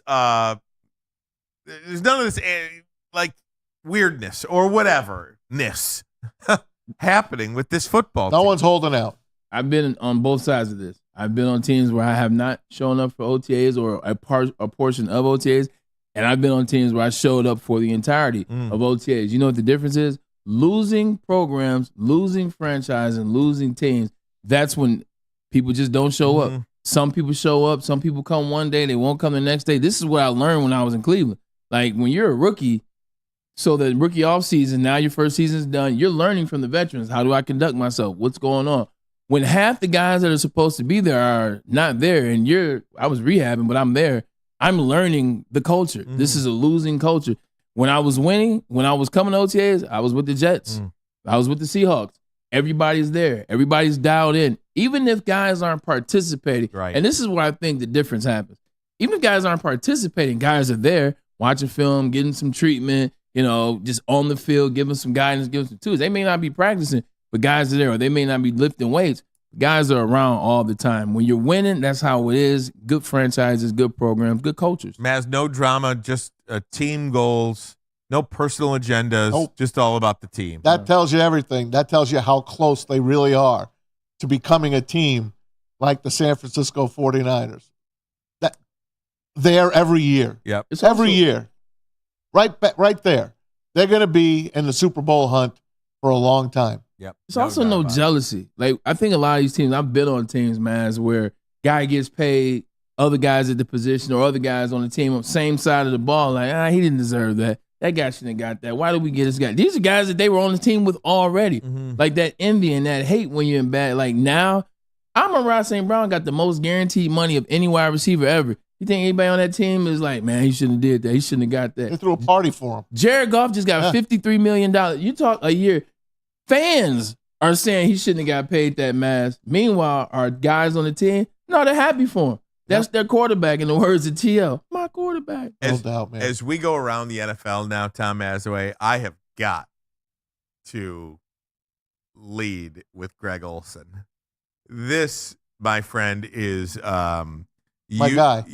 You love Greg Olsen. He's been forcing them on us for 4 years. What happened? He won his back-to-back Sports Emmy for Best Sports Analyst in any sport. He got it.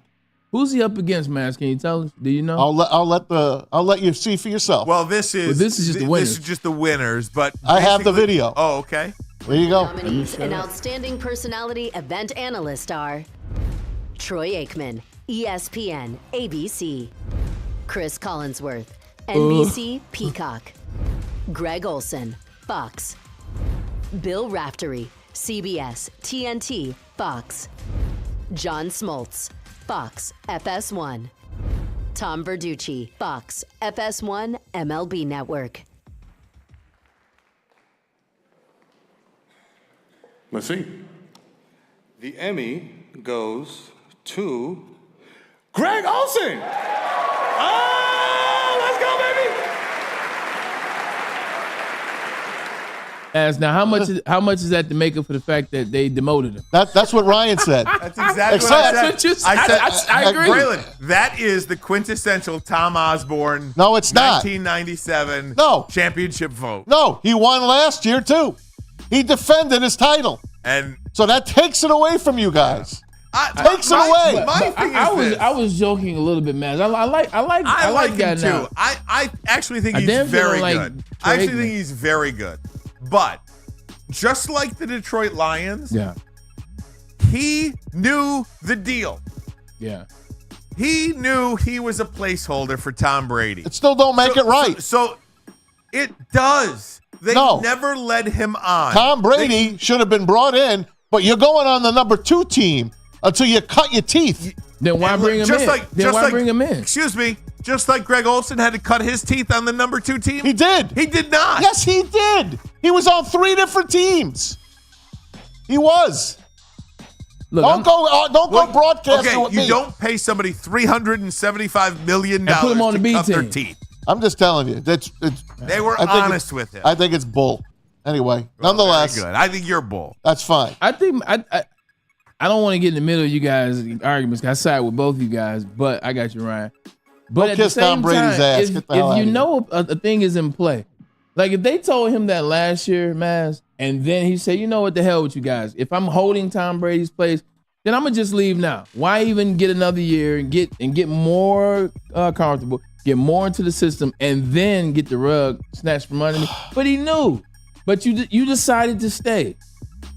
Pete, put up those winners again if you can. Do you still have that? And Bray, I need you to read them to me because my eyesight is shot. All right, I got you covered. So let's read all the winners from last night's Sports Emmy Award. Sports Emmy winners last night included play-by-play Mike Breen. Mike Breen, fabulous. 100%. He's the best in basketball. And University of Michigan's own Tracy Wolfson wins. Great job Best with the sideline report. reporter. Love Tracy Wolfson. She was Works actually for one CBS. I was actually, in terms of like people you see or you have to talk to as a player, she was one of the people I was most happy to talk to the very first time. She just seems like a real nice She's lady. great. Even obviously she's Michigan, but she was great even beyond that. Obviously studio That host, we know who that's going to be. That's Ernie Johnson. Oh, yeah, TNT. EJ. So go on for that show. Just talked about that. NBC closing in on a new deal that will disband that show probably. Studio analyst. Hey, I feel terrible. Terrible, good and terrible. All right, Chuck. Charles Barkley, Yeah, man. Chuck. Chuckster. That was good, man. I appreciate that. You see, you can't do too much. Not as good as your Romeo Cornell, though. Braylon. Come on, Braylon. Come on, Braylon. I still hear that. I hear that name sometimes in my sleep. Sometimes I'm like, it's a nightmare. Wake up, get out of here. I'm late for a meeting. Studio analyst is Charles Barkley. How many times has Charles won this award, man? I don't know, but probably a few times. Probably every year. Yeah, he's just too good. Emerging talent. This is somebody that you put me on. He's the son of Iron Eagle, and that is Noah Eagle. Kid is good. He's amazing. He's in his 20s. When he was watching it, when they were interviewing him, and his dad was doing the game, and they interviewed him, and then in the midst of the interview, he started actually doing the game and the interview. Like stuff like that is talent.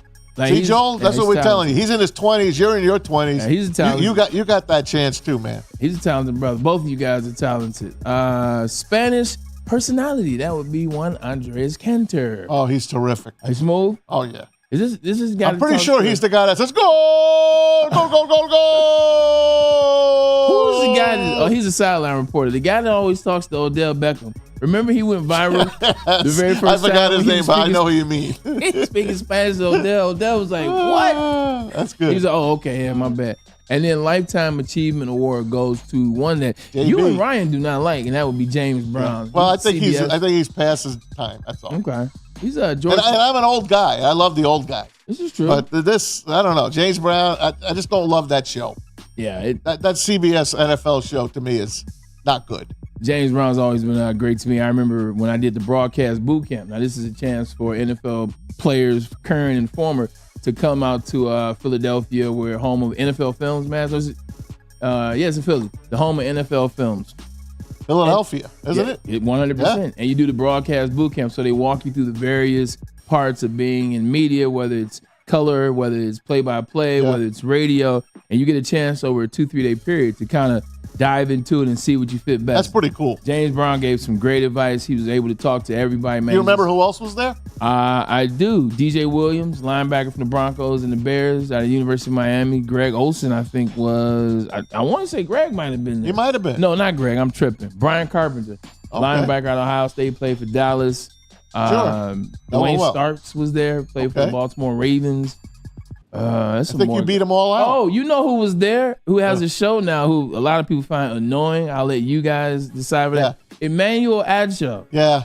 Yeah, he's annoying to me. He tries too hard to be, to make it big, to make it viral. I think RG3 is in that same category, to be honest with you. Yeah, I think they try too hard. RG3, I just think is uncomfortable, like in his own space. I think Emmanuel Adshaw tries too hard. Like he wants to be the smartest person in the room. He wants to be the funniest person in the room. He wants to be you can't be all. Yeah. Like certain people can, like Jamie Foxx, but they're rare talent. It just be good at what you like to be good at and be authentic. He's not authentic. That's what I think. Now RG3 the other day came out with this. Did you hear it? He talked about the Lions. Yeah. And he stood on the pedestal for him, saying how they should have won the Super Bowl last year and they're going to be right there this year. He was just so loud in it. I didn't take it and play it on the show because it wore me out. I shut it off. And he's out on Monday Night Football. He is. I saw him on the show today. He's still there, like you said, but he's out Monday Night Football. I just, like you said, he can't find his rhythm yet. Like he hasn't found his rhythm. Maybe it's not sports. To me, Maz, I could be wrong. I could just be approaching this. He's a very smart man, a very good family man. He's a family man. He's a Heisman Trophy Damn winner. good quarterback that shouldn't have played with a bad knee in that game. I think he's an entertainment personality. I think he would do good in like variety show, kind of like Michael Strahan can do Good Morning America. He can do some variety stuff. See Joe shaking his hand. Like I think he can do music. Yeah, like America. That's it right there. He could sit Nick down. No, Joe just nailed it. America's Got Talent. Yeah, who's the host? Nick Cannon. Yeah, sit Nick Cannon down. Yeah, it's Nick Cannon, right? Cannon gone? No, I think it's Terry Crews. Terry Crews. Right. Terry Crews. Terry Crews is good. But I'm saying, that's the type of lane I think America's funniest home videos. Like he fits into that kind. I love it. Joe be on to something, man. But that's what I think of variety show. I think sports and football. I think a lot of times with how his situation played out, he's still like a lot of times he's still hung up on that. Sometimes you got to get away from the thing that you took the wrong turn and get away from it for a while. I like that. All right, man. I like it. Good job, man. Hey, we got to take a quick break because we're coming back with Intern Alex, a Wolverine Finally, Wednesday. I've been wanting to see what's going on in Ann Arbor. I know. Intern Alex, man. It's been a minute. I don't even know who's on the team anymore. Will Except Johnson. a couple of guys, yeah. Will Johnson. I know Will Johnson, Donovan Edwards, but then I don't know who's the quarterback. Donovan Edwards on the cover of the new Madden, but the NCAA. He's going to have a huge year. Yeah, he is. Huge. But first, we'll get this message from Wake Up Woodward with my man P. Spyback. That's right, Bray. Thanks very much, my friend. Join Wake Up Woodward every Monday through Friday at 8 to 10 a.m. mornings right here on Woodward Sports. You can join Matt Broder, Sam Flannel, Kool-Aid, JB, and Kenny G. Again, every Monday through Friday, 8 to 10 a.m. mornings right here on Detroit's #1 sports network, and that would be Woodward Sports. We'll be right back. Thank you to the Detroit Lions and Sheila Hamp for the best season in Lions history. Now it's time to let Brad Holmes cook. Woodward Sports. What's up, everybody? Neil Rule, Big D Energy, Woodward Sports Network, home of the Planet Fitness Studios. Let me tell you a little personal story about myself with Planet Fitness. Planet Fitness helped me change my life, and it can do the same for you. The best gym in the gym game. The clean facilities, tons of cardio equipment, tons of weights as well. And look, through all the price increases, inflation, all that hasn't happened at Planet Fitness. Still $1 down, $10 per month, $24.99 a month for the Black Card as well. It's Planet Fitness, everybody, where your fitness is essential. The most talked about Detroit media by other Detroit media, and we love it. It's the Woodward Sports Network. To any Lady Jane's haircuts for men and claim your throne for a king's treatment from one of our talented stylists. Open 7 days a week, walk in anytime. Just get to a Lady Jane's today and receive a precision haircut, scalp massage, hot lather neck shave, and a hot towel treatment. A haircut should not be a chore. It should be an experience. And that's exactly what Lady Jane's has to offer. Open 7 days a week, walk-ins are always welcome. There's always a location near you. Lady Jane's haircuts for men, it's wicked awesome. Welcome back to Ermanni Edwards. Haircuts for men and claim your throne for a king's treatment from one of our talented stylists. Thank you to the Detroit Lions and Sheila Hamp for the best season in Lions history. Now it's time to let Brad Holmes cook. Woodward Sports. Welcome back for the second time. Braylon Edwards here, Ermanni and Edwards with Maz. Empty chair over there. Do me a favor, Pete. Do a solo shot or do the shot with Maz and I. Ryan Ermanni had to make a run, and we will see him tomorrow. Side note, Heard you guys been trashing Soroki's in the chat. Hey man, everybody's experience is different. That's all I will say about that. I know they got the best fountain soda. They got the biscuits and the fountain. So we're down to biscuits and fountain soda. No, I love it all there, man. That chicken was outstanding. I think the chicken is fire. Man. Maz, around the NFL, what you got for him, brother? Hey, we're not going to do around the NFL yet. We're going to go around Wolverine time because it's Wolverine Wednesday. We're back, folks. And it's brought to you by the Skinny Butcher. And our intern Alex joins us for the first time in a long time. I think for the first time since at least the spring game. Alex, welcome back, our friend. Hey, thanks for having me. Long time no see. Sorry, I had to wrap up the rest of the semester, but now I'm excited. Alex, we can't hear you. 1 sec. Hold on, Alex. Oh, is that it? Hello? There you are. How are you, Alex? Sorry, yeah. It's all right, man. Welcome to the show, man. Hey, welcome to the show, long right? Time no see. Yeah. Hey, Alex, real quick before we get into that is Ann Arbor and the Maize and Blue. If you had the 5th pick in the 2024 NBA draft, would you be opposed to drafting Bronny James if you were the Detroit Pistons, who are a complete dumpster fire? Would you draft Bronny James for the excitement? Honestly, sure. The Pistons are so bad. The NBA draft is such a luck-based game. Who cares at this point? Just tank. At least gives LeBron for a few years. Yeah, no, you're absolutely not lying. The Pistons are a mess. But let's talk about a team that isn't a mess, and that is the Michigan Wolverines as they're getting ready for a tough schedule coming up. But first, what about that cover of NCAA that Donovan Edwards is on with Travis Hunter and I want to say Quinn Ewers from Texas? What that cover look like, man? Oh, I mean, I absolutely love it. Excited to have the new football video game back, and also just reaffirms the power of the Michigan brand. Like, we're the only school to ever have 4 athletes on the cover of these games.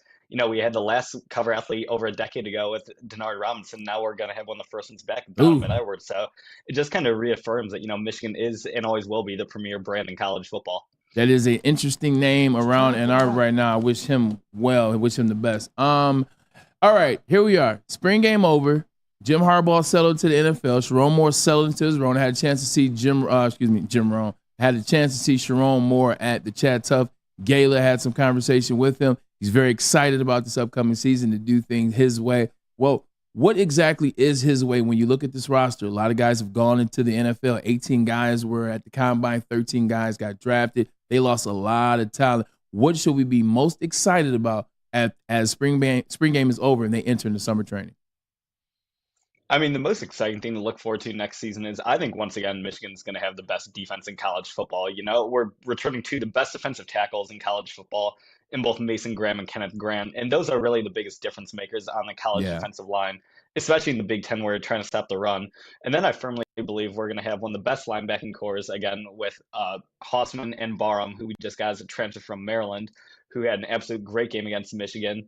And then we're going to have another elite secondary. So I think there's no reason why Michigan shouldn't be a top 5, let alone top 1 defense in college football. And that's what's most exciting, especially when you are having to turn over so many new starters on the offensive side of the ball.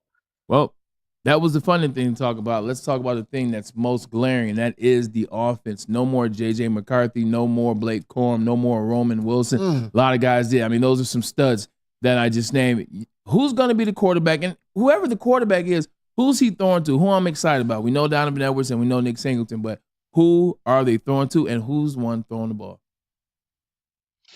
I mean, ultimately, I think we're going to see Alex Orji as starting quarterback, come Fresno State game day. He has so many great physical tools and really just needs to work on getting his accuracy down more consistently. Because he's such a threat as a runner, and especially if we're breaking a brand new offensive line with 5 new starters, he might not have the luxury and time in the pocket that JJ was able to enjoy so much last year. So I think we're going to see Orji, and then on the receiver front, we still have Tyler Morris. We saw his touchdown against Alabama in the Rose Bowl is one of the best examples of speed we've seen at Michigan. Yeah, we have Samaj Morgan, but then I think we're going to see a lot of at corner. I know. I said he hit that corner. You saw the speed he got around the end. Oh yeah, He did, yeah. And then I expect to see, a lot of just 12 personnel this year. Colson Loveland, first-round pick next year. And then Marlon Klein looked good in the spring game, and he's such a big athletic tight end. I expect to see a lot of him this year and utilize a lot of tight ends to help, complement our run game. Alex, how about that offensive line? One of the best in the nation last year. How's it looking going forward now? Young. Young, but I believe in it. Sharon Moore, as his time as O-line coach, he never put out a bad offensive line at all. He took over in 2021, and that line instantly saw improvement from 2020, where it was a disaster. But at least, we have a lot of experienced backups. Giovanni El-Hadi at left guard, he's been backup for years, waiting his turn. The center battle between Crippen and Raheem Anderson, they're both super experienced as well. Josh Preeb, who's a transfer we got from Northwestern, he's second team All Big Ten guard last year, so he'll be plug and play. Miles Hinton, we saw him start a little bit last year, but he was on the right side of the ball, which his natural experience comes from the left side of the ball at Stanford, so that's why he saw some growing pains last year. Then we have a battle of tackles. So although it is a very young offensive line, I think it's a very high ceiling and has a lot of experience within the Michigan program to put out a good product. How about the kicker now? James Turner now is no longer there. He's actually getting a shot with the Detroit Lions. So what do you got on the kicking game for me? I'm always got to ask you about those kickers. Oh, yeah. I mean, the spring game was a bad day for, special teams overall. We saw Tommy Doman had a rare bad punt, but it was very windy in Michigan Stadium that day, so there is a grain of salt. But we are going to see a kicking battle. We just got a transfer out of the portal. At kicker, he was pretty good. He had about a 77% field goal percentage last year. All right. His last name is pronounced like Zavada and stuff. And Okay. then we also have a 5-star, a sophomore who is a 5-star kicker, Adam Samaha, Ann Arbor local kid, went to Skyline High School, I believe. So those two will be battling it out. And I ultimately think Samaha is going to get the edge at the end of the day. He has a bigger leg. So for him, it's just about, can he prove to be accurate enough in the intermediate to long range this year? Another thing to be excited about this year, Alex, sitting here talking to intern Alex with Skinny Butcher, Michigan, is the schedule. The schedule came out. Everybody's excited. Obviously, Texas game pops out. Oregon, the USC, now in the Big Ten are those teams. When you look at the schedule originally, it seemed like a real tough schedule. It seemed like, oh, man, Michigan has a long road to go through this schedule, talking about losing all those guys. But as I'm looking at the schedule now, I look at it a little differently. I think that Michigan really only has 3 games on the schedule. I think it's the Ohio State game. I think it's the Oregon game because playing in Autzen, I've played there. Autzen is a tough place to play a football game. And then obviously it's Oregon's Texas. at Michigan. Excuse me. Okay, so but even Oregon is reload every year. And Coach Dan Lanning, a guy that they thought was going to leave, he decided to stay. He stuck around 100%. So I think that bodes well for Oregon, a team that it doesn't matter who's coaching Oregon. Doesn't it seem like they find 11 wins? Like every year they get 10, 11 wins. It doesn't matter if it's Cristobal. And they're going to look good. And they're going to look good doing it. But those are the 3 teams. I think Texas is the game. I think Ohio State is obviously the game, and then Oregon. What say you looking at the schedule? Are you a little more at ease now that the schedule is kind of settled? Yeah, I mean, I'm a little more at ease. I think we know what the expectations are for the season now and all that, and what Michigan needs to do to get to a playoff spot. Because realistically, Bill Connolly the other day with ESPN just updated his S&P Plus for post-spring ball, and Michigan came in at 6th, and then Ohio State, Oregon, and Texas were all top 5. So realistically, you have 3 top 5 teams on that schedule. And with the new playoff system and how hard it is, if Michigan wants to make the playoff, they need to win at least one of those games. And then they need to get 2 out of 3 if they really want to clinch their playoff spot. However, if they can at least take one, which hopefully that one would be Ohio State, we're in the playoffs. And then, all games are winnable for Michigan. Oregon and Michigan have super similar teams in style of play. They're going to have a great offense, but, they're kind of built around run first, which if we had the best defensive line in college football, we're built to stop that. Texas versus Michigan, that's going to be the best O-line in college football. Texas versus the best D-line week 2 at hopefully a super hostile, rowdy environment. And then we're a team built around beating Ohio State. So overall, if you can get through those 3 games and at least come out being 1-2 or 2-3, hopefully 3-0, the rest of the schedule really shouldn't bring any concerns for Michigan, I think. So that's really what they need to focus on this offseason.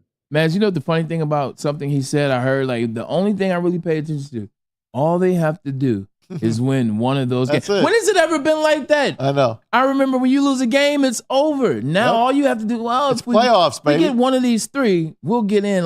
That's crazy. That's the evolution of the 12-game playoff system. Time Maz I Wednesday. Hey, it's going to be fun this year. Yeah. It's the first time out, and it's great that you're the defending champion coming into this. The last true defending champion, or at least of the old playoff system. Now the new one's coming out. I wanted to ask you a little bit about the talk in Ann Arbor. What's up with the shoelace story? Denard Robinson obviously let go from the staff. What are we talking about?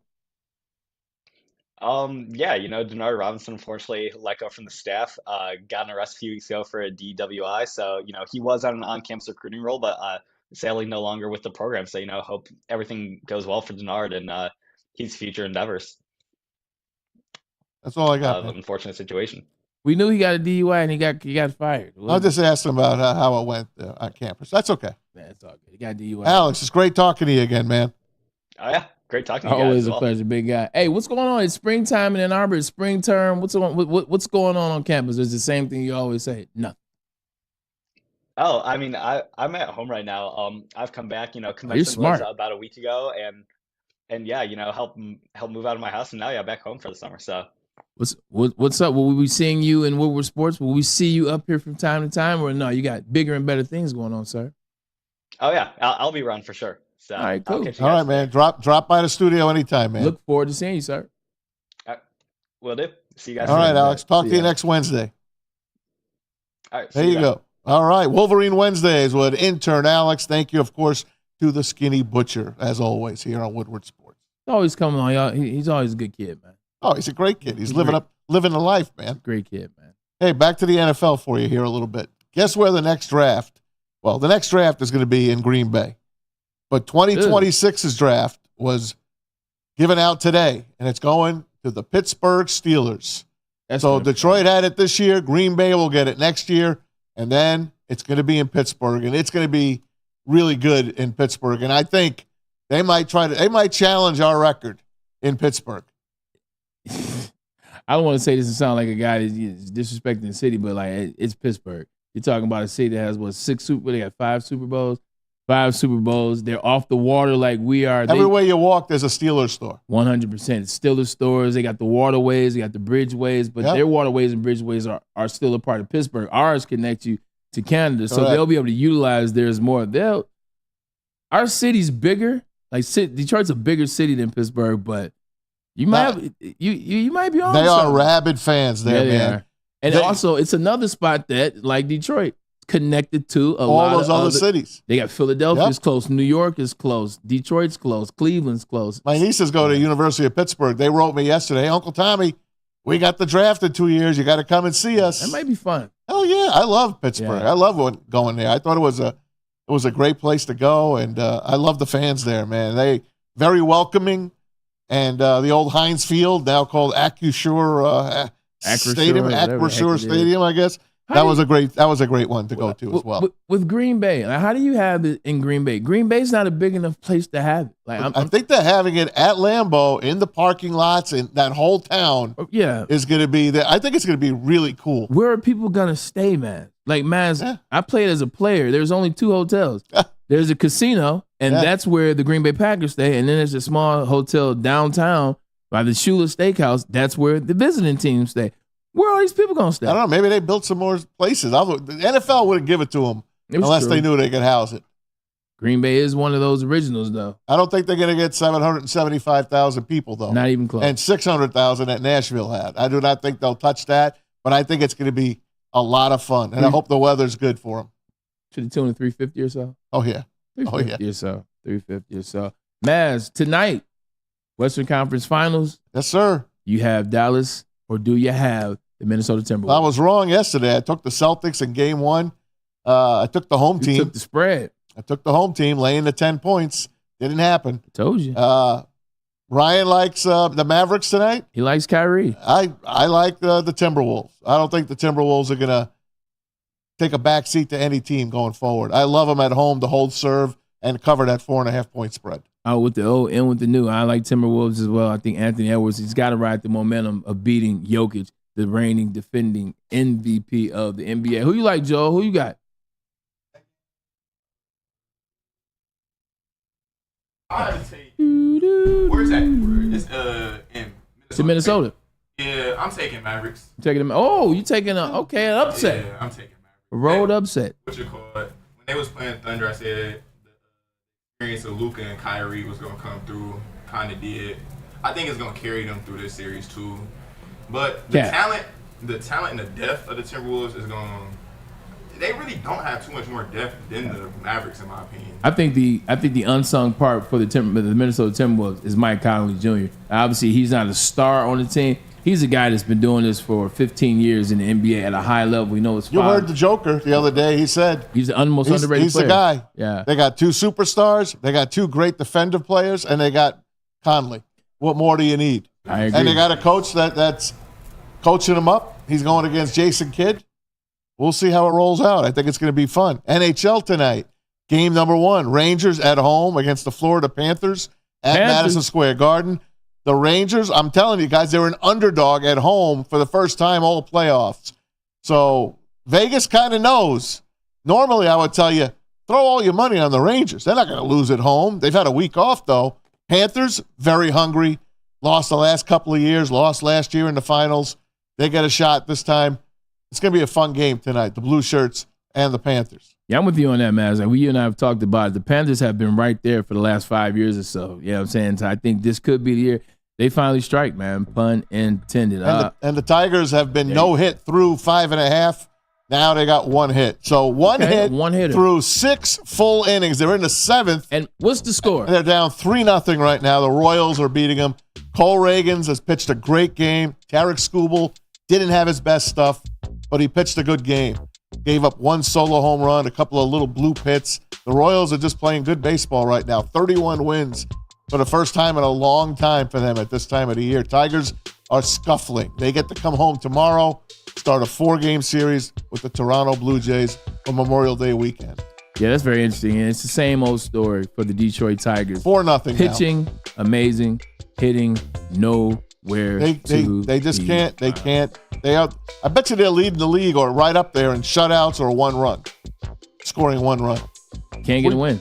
Can't do it, man. Unless Scuba's on the mound. That's the only time. Well, he was today, and they still lost. First loss of the year. First loss of the year. Tom Mazaway, you excited about these games tonight? Because I am. I'm ready to go. Let's do it. All right.